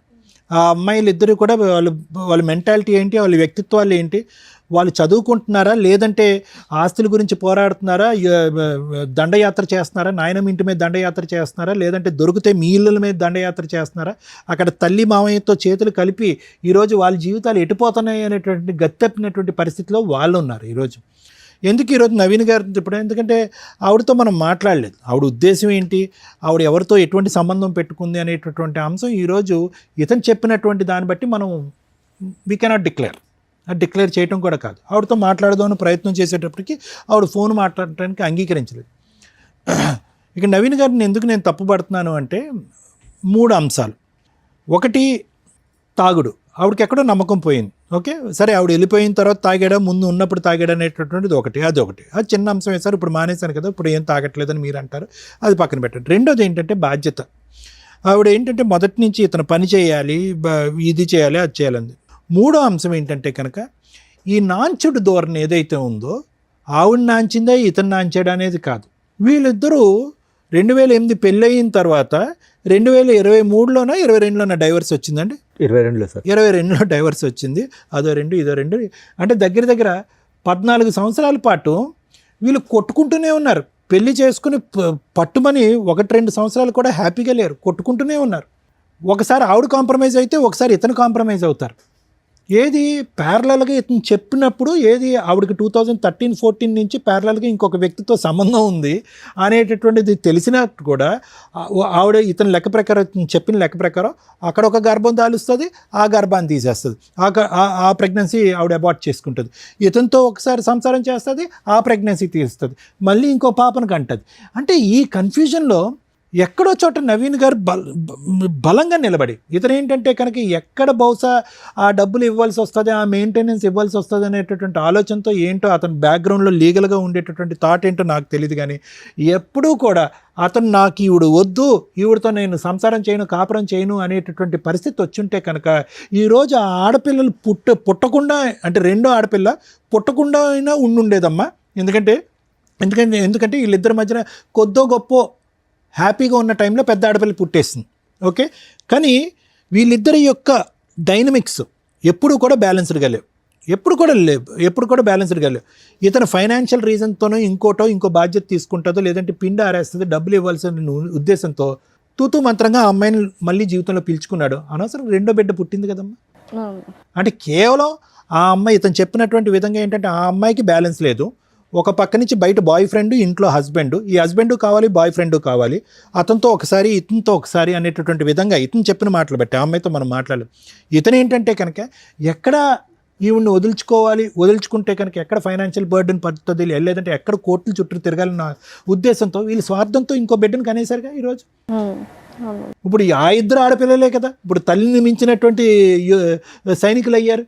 ఆ తల్లి చేసేటటువంటి యుద్ధకాండ దహనకాండ కంటే వాళ్ళిద్దరూ దాడి చేస్తున్నారుగా, నాయనమ్మ మీద పెట్టి కొట్లాడుతున్నారు కదా. అది డబ్బుల గురించా, ఆస్తి గురించా, లేదంటే వాళ్ళకి సరైనటువంటి న్యాయం జరగలేదు అనే ఉద్దేశంతోనే వాళ్ళు అటాక్ చేస్తున్నారు. ఈరోజు వాట్ ఎవర్ ద డైవర్స్ ఏదైతే ఉందో, ఎక్స్పార్టీ డైవర్స్ వచ్చిందో అందులో ఉండేటటువంటి కండిషన్తో మేమిద్దరం భార్యాభర్తలుగా విడిపోయామనే కానీ ఇతని పిల్లలకి ఎటువంటి న్యాయం చేయట్లేదు అనేటటువంటి ఉద్దేశంతో ఆ తల్లి వాళ్ళని ఉసుగొలుపుతుంది. వాళ్ళు న్యాయపరమైనటువంటి విధంగానే ముందుకు వస్తున్నారు. మాకేంటి మీకేంటి, మాకేంటి, మా పోషణ ఏంటి, మా ఆలోచన ఏంటి, మా భవిష్యత్తు ఏంటి, మా పెళ్ళిళ్ళు ఏంటి అనేటటువంటి ఆ విషయం గురించి లెక్క తేల్చుకోవాలి కానీ నవీన్ గారు. అవునండి. ఇక్కడ ఏంటి ఆవిడ వచ్చి ఇక్కడ ఏంటి నాకు నువ్వు భర్తగా కావాలి, డైవర్స్ మాట పక్కన పెట్టు, నేనే నీతో కాపురం చేస్తాను, నువ్వు సెకండ్ భార్యగా నువ్వెవరు అనే మాట ఆవిడ అన్నట్లే. ఇప్పుడు వచ్చేటటువంటి అంశం మనకు తెలియనటువంటి సీక్రెట్ ఏదన్నా ఉంది అంటే కనుక ఆ పిల్లల భవిష్యత్తు దృష్ట్యా ఏం న్యాయం చేశారు అలాంటప్పుడు పిల్లల్ని కనకూడదు. అది ఇక్కడ వచ్చేటటువంటి లైవ్లో ఉండేటటువంటి గొడవ. అది ఈ మధ్యలో ఏమవుతుందంటే ఓకే ఇవన్నీ లీగల్ పరమైనటువంటి అంశాలు, నాకు ఉన్నటువంటి పరిజ్ఞానం ఆ మాత్రమే, ఆ అంశం నేను పక్కన పెడతాను. కానీ ఇక్కడ తేల్చుకోవాల్సిన ప్రేక్షకులకు ప్రత్యేకంగా చెప్పేటటువంటిది అంశం ఏంటంటే భార్యాభర్తల మధ్యన మీ ఇద్దరి మధ్యన ఏమైనా డిఫరెన్సెస్ ఉంటే ఐదర్ మీడియేషన్ కానీ లేదంటే కౌన్సిలింగ్ ద్వారా కలిసే అన్నటువంటి ప్రయత్నం చేయండి, లేదంటే లీగల్ పరమైనటువంటి స్టెప్స్ తీసుకుని విడిపోవటానికైనా ప్రయత్నం చేయండి. ఏదైనా కూడా త్వరగా జరగాలి. ఆ న్యాయం కలిసి ఉండేటటువంటి న్యాయం అయినా త్వరగా జరగాలి, లేదంటే విడిపోయేటటువంటి న్యాయం అయినా జరగాలి. ఎందుకంటే ఇందులో ప్రత్యేకంగా ఈ యుద్ధంలో పిల్లలు పావులు అవుతారు, ఫైనల్గా పిచ్చి వాళ్ళు అవుతారు. ఇప్పుడు చూడండి ఆ పిల్లలు పెద్ద అమ్మాయి ఖచ్చితంగా నేను చెప్తున్నాను ఆ అమ్మాయి మానసికపరమైనటువంటి స్టెబిలిటీ మీద ఒక క్వశ్చన్ మార్క్ ఉంది, చదువు సంధ్యల మీద ఎటువంటి దృష్టి పడుతుంది అనేటటువంటి అంశం మీద ఒక క్వశ్చన్ మార్క్ ఉంది, వ్యక్తిత్వం ఏం మారిపోతుంది అనేటటువంటి దాని మీద క్వశ్చన్ మార్క్ అవుతుంది. ఎందుకంటే ఉదయం లేచిన దగ్గర నుంచి సాయంత్రం వరకు వాళ్ళకి ఫుల్ టైం ఎజెండా ఏదన్నా ఉంది అంటే తండ్రి ఎక్కడ ఉన్నాడు, ఆ అమ్మాయి పెళ్లి చేసుకున్న శ్వేత ఎక్కడుంది, వాళ్ళిద్దరు దొరుకుతారా, లేదంటే వాళ్ళు దొరకనప్పుడు ఆ ఇంటి మీద దాడి చేద్దాం. మాకేం రావాల్సినటువంటిది కరెక్టే, వాళ్ళు ఫైట్ చేసేటటువంటిది బహుశా వాళ్ళు ఆడపిల్లలు ఫైట్ చేసేటటువంటి దాంట్లో న్యాయం ఉందండి. ఎందుకంటే మీరిద్దరు సుఖ సంతోషాలని సింపుల్గా డైవర్స్ వచ్చేసింది, మీరిద్దరు హ్యాపీగా ఉన్నారు, రేపో మాపో మీకు ఒక పిల్లో పుడుతుంది, మా పరిస్థితి ఏంటి అనేటటువంటి అభద్రత గురించి మాట్లాడుతున్నారు ఆ పిల్లలు. దానివల్ల వాళ్ళు మానసికంగా డిజాస్టర్ అయిపోతున్నారు. దాంతోపాటు ఏంటంటే వాళ్ళ అమ్మ ఒక పక్క నుంచి వాళ్ళ మావయ్య ఒక పక్క నుంచి వాళ్ళిద్దరు బ్రెయిన్లో ఫీడింగ్ ఇచ్చేటప్పటికి ఇద్దరు ఆడపిల్లల యొక్క మానసిక పరిస్థితి కంప్లీట్గా ఇంబ్యాలెన్స్ అయింది. సో నా వరకు ఏంటంటే ఎవరైనా కూడా దయచేసి పిల్లల మీద ఇటువంటి ప్రభావం పడేంత వరకే యాజ్ ఇట్ ఈస్ టీనేజ్లో ఉండేటటువంటి ఆడపిల్లలైనా అబ్బాయిలైనా వాళ్ళ యొక్క ఎడ్రినర్జిక్ రెస్పాన్స్ వల్ల వాళ్ళు కొద్దిగా హైపర్గానే ఉంటారు, అడ్వెంచరస్గానే ఉంటారు, ఛాలెంజింగ్గానే ఉంటారు, స్టబర్న్గా ఉంటారు, మొండిగా. ఇవన్నీ కూడా హార్మోన్ పరమైనటువంటి మార్పు. కానీ అది 30% అయితే కనుక ఇటువంటి మానసిక పరిస్థితి క్రియేట్ చేసేటటువంటి తల్లిదండ్రులు మన స్వార్థపూరితమైనటువంటి ఆలోచనల గురించి ఈరోజు అమ్మాయి ఖచ్చితంగా డబుల్ గేమ్ ఆడట్లే. పెద్ద అమ్మాయి ఇంట్లో వాళ్ళ అమ్మ నాన్న గర్జించినప్పుడు లేదంటే వాళ్ళ అమ్మని మామయ్య గర్జించినప్పుడు ఒక విధంగా. సో నేను అనేది అంటే అది ఒక అంశం అండి నేను ప్రత్యేకంగా చెప్పేది. రెండోది ఏంటంటే ఇప్పటికీ కూడా నాకు తెలిసినటువంటి కొద్దిపాటి పరిజ్ఞానంతో నవీన్ గారు ఈరోజు ఖచ్చితంగా మీరు అనుకుంటే కనుక ఇది ఈజీగా తేల్చుకోవచ్చు, ఇది పెద్ద కష్టం కాదు. మీరు కూడా ధైర్యంగా వెళ్ళి పోలీస్ స్టేషన్లో అనవసరంగా డైవర్స్ అయిపోయిన తర్వాత మా భార్య వచ్చి మా మీద హెరాస్ చేస్తుంది, పిల్లల ద్వారా మా మీద దాడి చేపిస్తుంది అనేటటువంటి విధంగా మీరు పోలీస్ స్టేషన్లో కేసు పెడితే కనుక ఇది ఎక్కడో చోట గీత గీయచ్చు. కానీ మీకున్న భయం ఏంటంటే బహుశా ఇక్కడ ఏంటంటే ఎంతో కొంత లెక్క చెప్పో ఫైనాన్షియల్గా వాళ్ళకు ఒక అడ్వాంటేజ్ ఇచ్చో లేదంటే ఒక భవిష్యత్తు పరమైనటువంటి ఒక గ్యారంటీ ఇచ్చో మీరు బయటపడాలి. దానికి మీరు మెంటల్గా ప్రిపేర్ అవ్వలేదు. పెద్ద పాప పాడైపోతుంది, అక్కడ హెరాస్మెంట్ గురవుతుంది, వాళ్ళ అమ్మ దారిలో నడుస్తుంది కాబట్టి నేను పెద్ద పాప మీద జాలి చూపెడుతున్నానంటే కన్న కూతురు కాబట్టి మీకు ఆ ఫీలింగ్ ఉంటుంది. కానీ అది ఇక్కడ ప్రయారిటీగా మాట్లాడవలసినటువంటి అంశం కాదు, అది మనస్ఫూర్తిగా మీ ఆలోచన కూడా కాదు. ఎక్కడ పిల్లలకి లెక్క చెప్పాలో, ఏ విధంగా వాళ్ళు భవిష్యత్తును నిలబెట్టాలో, ఏ విధంగా బాధ్యత తీసుకోవాలో, ఏ విధంగా పెళ్ళిళ్ళు చేయాలో, ఏ విధంగా వాళ్ళిద్దరికి ఒక ఫైనాన్షియల్ స్టెబిలిటీ ఇవ్వాలో అనేటటువంటి ఈ ఎజెండాను చూసి బహుశా మీరు భయపడుతూ ఆ హెరాస్మెంట్కి ఒక పక్క నుంచి మీరు దాసోహం అంటున్నారే కానీ ఆ బ్యాలెన్స్ ఆ లెక్క అనేటటువంటిది తేల్చుకోవటానికి మీరు ఇష్టపడండి. మీరు ఎప్పుడైతే కనుక ఆ లెక్క అనేటటువంటి తేల్చుకుంటారో ఈ కాన్స్టెంట్గా మీ భార్య దగ్గర నుంచి కానీ మీ కూతురుల దగ్గర నుంచి కానీ మీకు కానీ మీ అమ్మగారి మీద కానీ జరిగేటటువంటి హెరాస్మెంట్కి ఫుల్ స్టాప్ చెప్పలేరు అనేటటువంటిది నా అభిప్రాయం. Thank you sir. Madam sir ఇప్పుడు ఏమైనా కేసులు పెండింగ్ ఉన్నాయా? ప్రజెంట్ ఏం లేవు. మొదటి భార్య హక్కులు వర్సెస్ రెండో భార్య హక్కులు వర్సెస్ భర్త హక్కులు, వీటి గురించి కొంచెం బేసిక్ నాలెడ్జ్ ఉంటే ఈ కేసు ఇక్కడ దాకా వచ్చేదే కాదు. ఇక్కడ అప్రిషియేట్ చేయాల్సిన వ్యక్తి ఎవరు అంటే సెకండ్ వైఫ్. ఎందుకు అంటే ఒక వ్యక్తిని నమ్మి ఆల్రెడీ ఫస్ట్ ఏదో డైవర్స్ అవుతాయి, సెకండ్ వ్యక్తిని నమ్మినప్పుడు ఏం చూసింది అంటే డైవర్స్ పేపర్ చూసింది. ఏంటి డైవర్స్ పేపర్స్? ఎక్స్పార్టీ ఆర్డర్స్ వస్తే ఆ ఆర్డర్ లీగల్గా వ్యాలిడా అంటే ఆఫ్టర్ 6 months చేసుకునే మ్యారేజ్ లీగల్గా వ్యాలిడ్. ఇప్పుడు వాళ్ళ ఫస్ట్ వైఫ్ ఛాలెంజ్ చేసి అపీల్ కోర్టులో హైకోర్టులో ప్రొసీడ్ అయితే మీరు చాలా న్యూస్ల్లో చూస్తూ ఉంటారు, డైవర్స్ కేసు పెండింగ్ ఉండగా మ్యారేజ్ వ్యాలిడ్ అని. సగం ఇన్ఫర్మేషనే మీకు తెలుసు. ఇలాంటిది వ్యాలిడ్. ఎలాంటిది? అతను ఎక్స్ పార్టీ ఆర్డర్సో ఏదో తెచ్చుకున్నాక 6 మంత్స్ దాటిపోయినాక వాళ్ళు డైవర్స్ కేసు హైకోర్టులో అప్పీల్‌కి వేసుకున్నప్పుడు, ఈ మ్యారేజ్ డిలే లేతే లోయర్ కోర్ట్‌లోనే రీఓపెన్ చేసినప్పుడు డిలే అయిపోయింది. లిమిటేషన్ అయిపోయింది. లిమిటేషన్ తర్వాత చేసుకునే మ్యారేజ్ లీగల్‌గా వ్యాలిడ్. సో, ఆ డైవర్స్ కేస్ కంటిన్యూ అవుతూనే ఉంటుంది. ఫైనల్‌గా జడ్జి గారు అట్లాంటి కేసుల్లో కొంత కాంపెన్సేషన్ ఆర్డర్ చేస్తారే తప్ప, ఈ సెకండ్ మ్యారేజ్ వ్యాలిడ్ కాదు అని అనరు. సో, ఎవరన్నా జెంట్స్ గాని, లేడీస్ గాని మీకు X party orders, divorce copies కనుక చూపిస్తే 6 మంత్స్ కంప్లీట్ అయిందా లేదా చూసుకొని ఆఫ్టర్ 6 మంత్స్ మ్యారేజ్ చేసుకోండి. అది లీగల్‌గా వ్యాలిడ్. ఫస్ట్ వైఫ్ కానీ, ఫస్ట్ హస్బెండ్ గానీ ఫైటింగ్ చేస్తున్నా కూడా మీకు ప్రాబ్లమ్ లేదు. అవి ఫర్దర్‌గా నడుస్తూ ఉంటాయి. కానీ యూజ్ ఏముంది? ఇప్పుడు ఈ సెకండ్ వైఫ్ హరాస్మెంట్ పడుతున్నట్టు లెక్క. ఆ అమ్మాయికి వేరే ఆప్షన్ లేదు. ఇక్కడ భర్త మంచోడా, చెడ్డోడా, భర్తతో హ్యాపీనెస్ ఏముంది? ఈ మంచి చెడుల గురించి ఆలోచించడం కంటే భర్త ఉంటాడా, ఓడతాడా అనే కన్‌ఫ్యూజన్‌లోకి వెళ్ళిపోతుంది. ఎందుకంటే భర్త హ్యాపీగా లేడు. ఫైనాన్షియల్‌గా సంపాదించడం మీద కాన్సంట్రేషన్ లేదు. సెకండ్ వైఫ్‌ని బాగా చూసుకునే విధం మీద కాన్సంట్రేషన్ లేదు. నా పిల్లలు, నా ఫస్ట్ వైఫ్, మా అమ్మంతా అంటున్నారు, మా ఇంట్లో వాళ్ళని స్టిల్ 15 ఏళ్ల నుంచి 20 ఏళ్ల నుంచి ఏ నస జరిగిందో అది సెకండ్ మ్యారేజ్ తర్వాత కూడా కంటిన్యూ అవుతుంది. ఒకవేళ ఎవరైనా అమ్మాయి గాని అబ్బాయిలకి పెద్ద ప్రాబ్లమ్ ఉండదులేండి. ఎందుకంటే అమ్మాయిలు అన్నీ కట్ చేసుకునే వస్తారు ప్రాపర్‌గా. అబ్బాయిల్ని ఎవరన్నా చేసుకుంటుంటే ఈవిడలాగా సఫర్ అవ్వకండి. ఫస్ట్ వైఫ్ తోటి లీగల్‌గా మిగతా లిటిగేషన్స్ అన్నీ క్లియర్ అవుతున్నాయా లేదా? ఇన్ కేస్ అవ్వకపోతే మీరు బాండ్ పేపర్సో, సేఫ్టీగా ఏదైనా ప్రాపర్టీసో రాయించుకోండి. మళ్ళీ మీ వైఫో, మీ పిల్లలో వస్తే పేగుబంధం ఎట్లాగో ఇప్పుడు ఈయనలాగా బాధపడుతూ ఉంటారు. ఆ నాస మేము పడుతూ ఉండలేం కదా! మమ్మల్ని ఎందుకు విలన్‌గా చూపించటం. మీ అవసరం వాళ్ళకుంది, ఆళ్ళ అవసరం మీకుంది. సో, కాబట్టి మీకేం తక్కువైనట్టు కాదు. సెకండ్ వైఫ్ వచ్చినాక ఆ పిల్లలు రావడం, రాకపోవడం అనేది మీరు ముందుగా మాట్లాడుకుంటే ఈవిడ పడే మానసిక క్షోభ బయటికి చెప్పకుండా. పాపం ఆవిడ ఒక్క మాట మాట్లాడట్ల. అలాంటి క్షోభ పడకుండా ఉంటారు. సేఫ్ సైడ్‌లో ఉండండి. ఎక్స్ పార్టీ ఆర్డర్స్ తీసుకునేటప్పుడే ఇలాంటి వ్యక్తితోటి 6 మంత్స్ తర్వాత మ్యారేజ్ చేసుకుంటూ ఫస్ట్ వైఫ్‌తో ఫుల్ అండ్ ఫైనల్ సెటిల్మెంట్ అవ్వకపోతే నువ్వేంటి, నీ పిల్లలేంటి, మీ ఆస్తులేంటి, నాకేంటి? ఇది రాసుకొని ఒకవేళ మీ నసేదన్నా ఉంటే బయట చూసుకొని గుమ్మం లోపలికి తీసుకురావద్దు. నన్ను ఇన్వాల్వ్ చేయొద్దు. అలా సేఫ్‌గా చూసుకోగలిగితే చేసుకో, లేకపోతే ఇంకో సంబంధం చూసుకోవడం బెటర్ అండి అని క్లియర్‌గా మాట్లాడుకోండి. ఏదో అంటారు చూడు, ముందే మాట్లాడుకోవడం వల్ల 90% ప్రాబ్లమ్స్ క్లియర్ అవుతాయి. శ్వేత గారు విన్నారా? సో, మీరు ఇరుక్కుపోయారు. సో, మీలాగా కొంతమంది సఫర్ అవ్వకుండా ఉండడానికి ఈ రోజున మీరు ఇక్కడి దాకా వచ్చి మాట్లాడడం అనేది కొంత సేఫ్ సైడ్ అని నా ఉద్దేశం. First wife rights versus husband వీటి గురించి మాట్లాడదాం ఇప్పుడు. ఫస్ట్ వైఫ్ ఇద్దరు పిల్లలుండి అసలు పిల్లలున్న కేసుల్లో నిజంగా వీళ్ళిద్దరూ చాలా పాపం మూటగట్టుకున్నారు. వరస్ట్ ఆఫ్ వరస్ట్ తల్లిదండ్రులు ఏంటి అంటే ఈ రకంగా పిల్లల్ని ఫుట్బాల్ ఆడుకుంటున్నట్లు ఆడుకుంటుంటే నరకం కనిపిస్తుంది పిల్లలకి. దీని గురించి ప్రతి ఫ్యామిలీ కోర్ట్ జడ్జి సఫర్ అవుతారు. ఎందుకంటే పాపం వాళ్ళకి అర్థమైపోతూ ఉంటుంది. అలాంటి వాళ్ళకి అర్థం అవుతూ ఉంటుంది. అరే పిల్లలు ఇంత సఫర్ అవుతారు భవిష్యత్తులో, వాళ్ళు మేబీ ఇప్పుడు చిన్నోళ్ళు అవ్వచ్చు. కానీ అమ్మ దగ్గర పెరుగుతారు 90% మన ఇండియన్ జ్యూరిస్డిక్షన్స్ ప్రకారం, రెస్పాన్సిబిలిటీస్ ప్రకారం. ఎందుకంటే మదర్స్ సరిగ్గా చూడరని. అలాగే తండ్రి తను తానే చూసుకోలేక ఇంకో పెళ్లి చేసుకుంటాడు. ఇంక పిల్లల్ని ఏం చూసుకుంటాడు? 99% అలాగే ఉంటారన్న ఉద్దేశం. మెజారిటీకి ఎప్పుడు ఇంపార్టెన్సీ ఉంటుంది కాబట్టి తండ్రికి కస్టడీ అనేది ఇవ్వరు చాలా సందర్భాల్లో. ఆ కస్టడీ తీసుకుంటే ముందు అబ్బాయిని కాపాడుకోలేం. ఎందుకంటే అది కన్ఫ్యూజింగ్ లైఫ్ స్టైల్ అవుతుంది. ఉంటే ఎవరో ఒకళ్ళ దగ్గర వేరే కంట్రీలో లాగా మనం పులిహార పంచుకున్నట్టు పంచుకోవడం, నీ పిల్లలు నా పిల్లలు కలిపి మన పిల్లలతో ఆడుకుంటారనే పంచాయతీ ఉండదు. సో, తల్లికే ఇస్తారు ఎక్కువగా. ఇక తను వేరే మ్యారేజ్ చేసుకుంటుందా, చేసుకోదా, ఇక వాళ్ళ లైఫ్ స్టైల్ అది వేరు. ఇలాంటి కేసులో పిల్లలు తల్లి కొడుతుంటే, తిడుతుంటే, క్యారెక్టర్ గురించి ఎక్స్‌ప్లెయిన్ చేస్తుంటే తండ్రి దగ్గరికి పారిపోతూ ఉంటారు. వీళ్ళ ఫస్ట్ అమ్మాయి ఒక ఎగ్జాంపుల్. అలాగే తండ్రి ఏదన్నా చెప్తూ ఉంటే తల్లి దగ్గరికి పారిపోతారు. Perfect drama. అమ్మాయిని అనటానికే లేదు. ఆ పాపం అమ్మాయి మెంటాలిటీని ఎవరు అలా క్రియేట్ చేసింది? తల్లిదండ్రులు. నిజంగా ఇలాంటి తల్లిదండ్రులకి పాపం తగిలిద్ది. ఉంటే మీ దగ్గర పెట్టుకోండి. మీ ఎదవ డ్రామాలకి, మీ ఆస్తి పంపకాలకి, మీ మెయింటెనెన్స్‌ల కోసం పిల్లల్ని బలిపశువులను చేయొద్దు.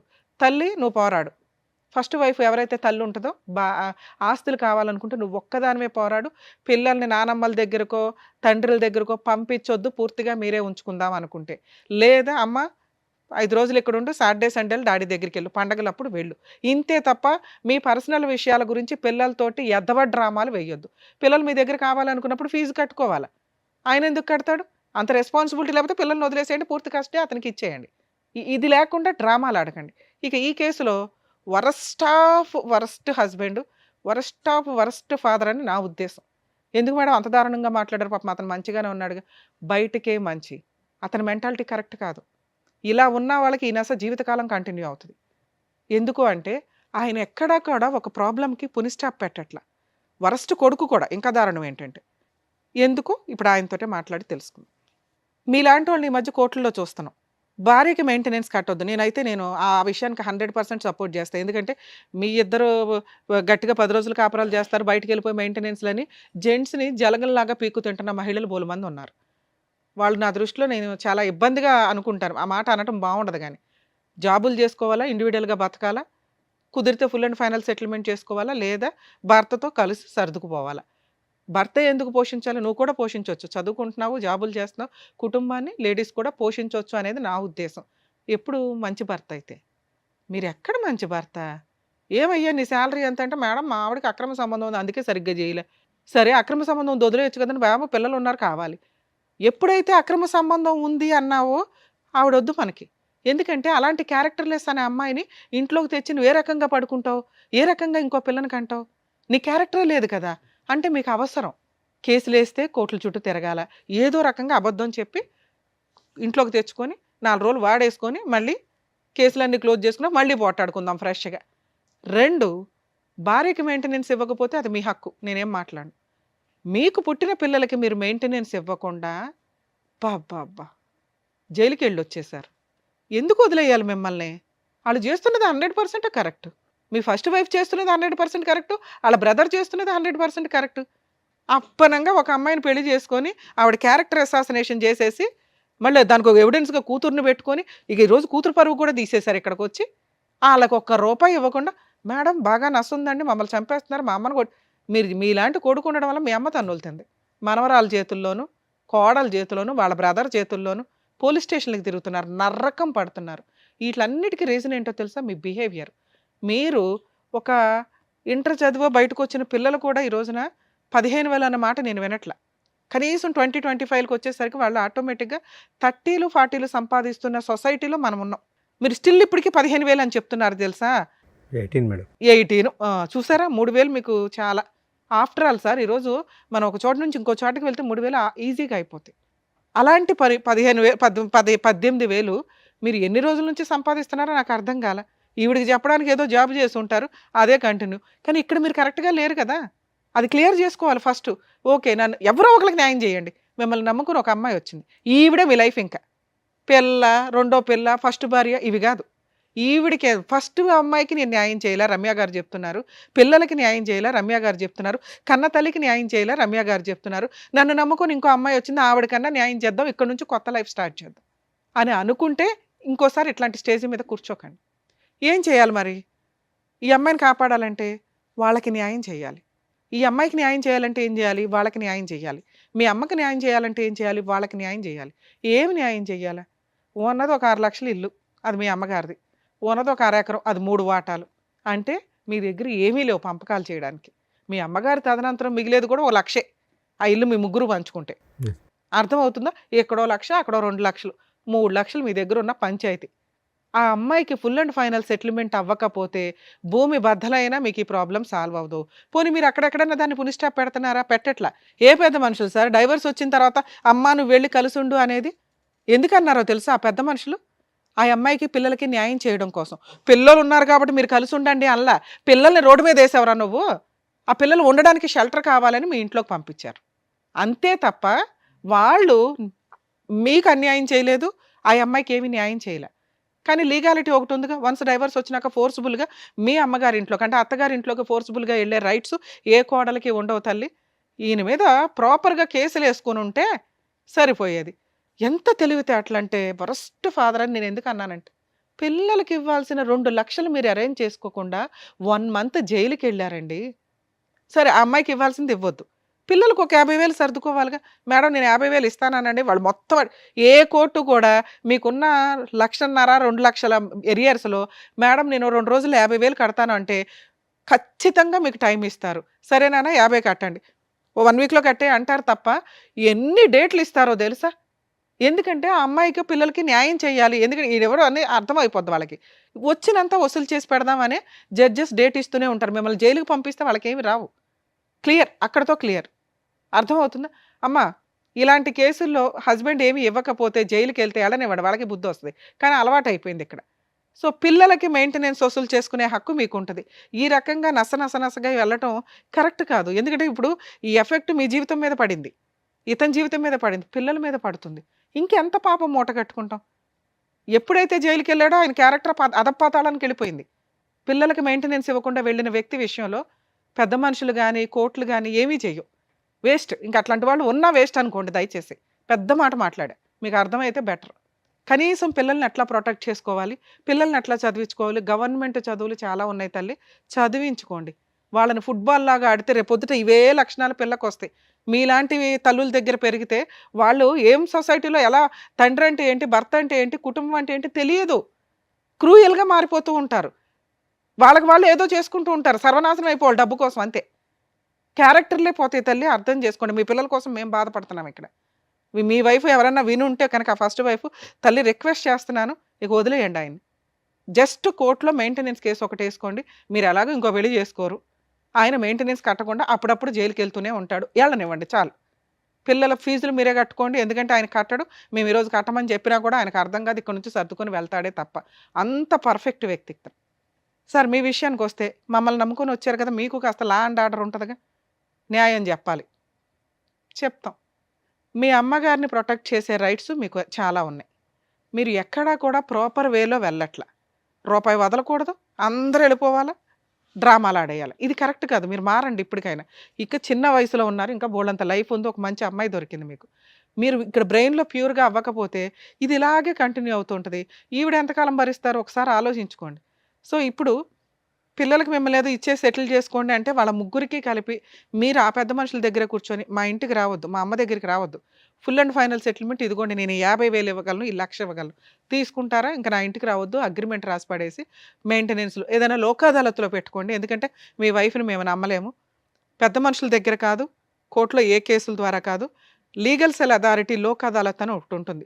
మీరు ఎక్కడైతే ఉంటారో అక్కడికి వెళ్ళి మీది అవుట్ ఆఫ్ కోర్టు సెటిల్మెంట్ అయితే అక్కడ కూర్చొని ఫుల్ అండ్ ఫైనల్ సెటిల్మెంట్ చేసుకుని అందులో రాయించుకుంటే భవిష్యత్తులో పిల్లలు కానీ, ఆ అమ్మాయి కానీ, మీ మీద కానీ, మీ ఆస్తుల మీద కానీ ఏ కేసులు వేయడానికి ఉండదు. 1,00,000 మాట్లాడుకుంటారు, 2,00,000 మాట్లాడుకుంటారు, మీ తాహత కొద్ది మాట్లాడితే మీరు సేవ్ అవుతారు, ఈవిడ సేవ్ అవుతుంది. ఇక 2, మేడం వాళ్ళు ఒప్పుకోలేదు, నా తాహత అంతే, నేను 1,00,000 ఇస్తానన్నాను, వాళ్ళు యాక్సెప్ట్ చేయలేదు, వాళ్ళు 50,00,000 అడుగుతున్నారు, నేను ఎక్కడో అప్పు చేసి మా తమ్ముడు వీళ్ళు వాళ్ళు తలా పంచాయతీ పెడితే 2,00,000 అయినాయి, అయినా వాళ్ళు ఒప్పుకోవట్లేదు అంటే మీ అమ్మగారి చేత కోర్టులో మీకు ఒక అడ్వకేట్ని పెట్టుకోండి. ఫస్ట్ అడ్వకేట్ ద్వారా మీ అమ్మగారి చేత ఒక డొమెస్టిక్ వైలెన్స్ కేసు కానీ, ఇంజెక్షన్ ఆర్డర్ కానీ, రిస్ట్రైన్ ఆర్డర్ అంటారు, నా సరౌండింగ్కి వీళ్ళు ఎవరు రావద్దు, ఎవరైతే ఫోర్స్ఫుల్గా వస్తున్నారో ఆ వ్యక్తులు రావద్దు అని చెప్పి కోర్టులో కేసు ఫైల్ చేసుకునే రైట్స్ మీ అమ్మగారికి ఉంటే ఆవిడ తరపున మీరు ఒక అడ్వకేట్ని పెట్టి ఒక కంప్లైంట్ వేయించండి. Just restrain order, civil proceedings. అది ఆవిడ ఇంటికి ఇంకెవరు రారు. ఎవరు? మీ ఫస్ట్ భార్య, పిల్లలు, ఇలా అడిగే రైట్స్ మీ అమ్మగారికి ఉన్నాయి. ఆవిడ కుటుంబం వేరు, ఆవిడ రక్షణ వేరు, మీరు వేరు. ఓకే, ఇక మీరిద్దరు ఎక్కడైతే సీక్రెట్గా ఉంటారంటున్నారో అది ఉండడం బెటరే. మీరు ఎప్పుడైనా ఓ 2,00,000 ఇచ్చి సెటిల్మెంట్ చేసుకుంటాము, ఓ 5,00,000 ఇచ్చి సెటిల్ చేసుకోగలం, ఓ 10,00,000 ఇచ్చి సెటిల్ చేసుకోగలం అన్నప్పుడు బయటకు వెళ్ళి పెద్ద మనుషులతో మాట్లాడుకోండి. ఇక రెండో ఆప్షను, మీకేదో ప్రాణహాని ఉంది, టెన్షన్గా ఉంది, మీరు ఏదైనా కంప్లైంట్ వేయొచ్చు. ప్రైవేట్ కంప్లైంట్ అంటారు. ఎందుకంటే మీ దగ్గర అంతకుముందు ప్రాబ్లమ్స్ అయినవి ఉన్నాయి కదా, అవన్నీ కూడా ఎవిడెన్స్లు పెట్టుకొని జస్ట్ ఎప్పుడైనా మీరు బయటకు దొరికేశారు, బయటకు దొరుకుతున్నాం అనిపిస్తే ప్రైవేట్ కంప్లైంట్ ఫైల్ చేయండి. మీకు కూడా ప్రొటెక్షన్ వస్తుంది. మీ మదర్ది వేరే, మీరు ఉండవసరం లేదు, అడ్వకేట్ని పెట్టి వేయించండి. మీ మదర్ తరపున లాయర్ ఫైట్ చేస్తారు, మీ మదర్ కూడా కోర్టులకు వెళ్ళవసరం. మీ తరపున వచ్చి మీరు అడ్రస్ చెప్పాల్సి వస్తుంది. కాబట్టి మీరు ఇప్పుడు వేసుకుంటారా, తర్వాత వేసుకుంటారా, మీ ఇష్టం. మీరు కూడా ప్రొటెక్షన్ కోసం ప్రైవేట్ కంప్లైంట్ వేసుకోవాలి. మీ ప్రాబ్లం ఎప్పుడు సాల్వ్ అవుతుంది? ఫుల్ అండ్ ఫైనల్ సెటిల్మెంట్ అయిన రోజే సాల్వ్ అవుతుంది. అమ్మ ఫస్ట్ వైఫ్కి చెప్తున్నాను, ఇందాక చెప్పాను క్యారెక్టర్ల గురించి, పిల్లల గురించి. అలాగే మీ క్యారెక్టర్ని ఇక్కడ ఎవ్వరూ ఏం మాట్లాడట్లేదు తల్లి. ఎందుకంటే మీ హస్బెండే మాకు నాకు నచ్చలే. ఎందుకు అంటే ఆయన మీ గురించి చాలా ఎలిగేషన్స్ చెప్పేశాడు. పిల్లలు ఉన్నారు కాబట్టి అవి నిజం కాదని అనుకుందాం. ఎందుకంటే మీ అమ్మాయి మాటలు కూడా మేము నమ్మం. మీ కూతురే వచ్చి చెప్పిందండి, ఆయన దగ్గర ప్రాపర్ ఎవిడెన్స్ లేవు, మీ ఆయనే నమ్మాడు నిన్ను, మా ఆవిడ మంచిదండి అనే నీతో ఇంకోసారి పిల్లలకి అన్నాడు. సో మీ పిల్లలు ఉన్న కేసుల్లో మీ క్యారెక్టర్ని మేము ఇక్కడ ఎవ్వరూ మాట్లాడట్లా. మీరు క్యారెక్టర్ లెస్, అబ్బాయితో అక్రమ సంబంధాలు ఉన్నాయా లేదా అని. మీ కూతురు చెప్పింది కూడా మేము నమ్మట్లేదమ్మా, ఎందుకంటే అమ్మాయి మైనరు, అలాగే ఆ అమ్మాయి చాలా అబద్ధాలు, అక్కడ మాటలు ఇక్కడ, ఇక్కడ మాటలు అక్కడ ఎంటర్టైన్ అవ్వడం కోసం చెప్తుంది. సో మీ క్యారెక్టర్ని మేము ఇక్కడ ఏమీ మాట్లాడట్లేదు. ఇక 3, పిల్లల మెయింటెనెన్స్ కోసం మీరు ఒక ఎంసీ కేసు ఫైల్ చేసుకోండి. ఆయన దొరికితే జైలుకి వెళ్తూ ఉంటాడు. ఇట్లాంటివి ఆయన్ని జైలుకి పంపించడానికే మీరు చూసుకుంటూ ఉండండి ఆ ఎంసీ ద్వారా. లేదా అప్పుడు ఫుల్ అండ్ ఫైనల్ సెటిల్మెంట్ చేసుకుంటాడు. దయచేసి అత్తగారి దగ్గరికి వెళ్ళకండి అమ్మా, ఎందుకంటే ఆవిడే ముసలావిడ. ఎందుకు ఇవన్నీ ఇప్పటికే బోళ్ళంత ఏమో చేస్తే ఇవన్నీ కష్టాలు వస్తున్నట్టు లెక్క, అవి పిల్లలకి ఇబ్బంది కూడా అవుతున్నాయి. ఇది నా personal request madam. Thank you madam. So అదండి, సో మేడం చెప్పింది మీకు క్లియర్గా అర్థమైంది అనుకుంటాను. సో చెప్పినట్టుగా చేయండి అండ్ మీరు కూడా జాగ్రత్త. Thank you. Thank you. So thank you so much sir. Thank you so much madam. Naveen Kumar గారు ఆయన సమస్య చెప్పుకోవడానికి వచ్చారు. ఏం చేస్తే బాగుంటుందని చెప్పినందుకు థ్యాంక్ యూ సో మచ్. మరో కథతో మళ్ళీ కలుద్దాం.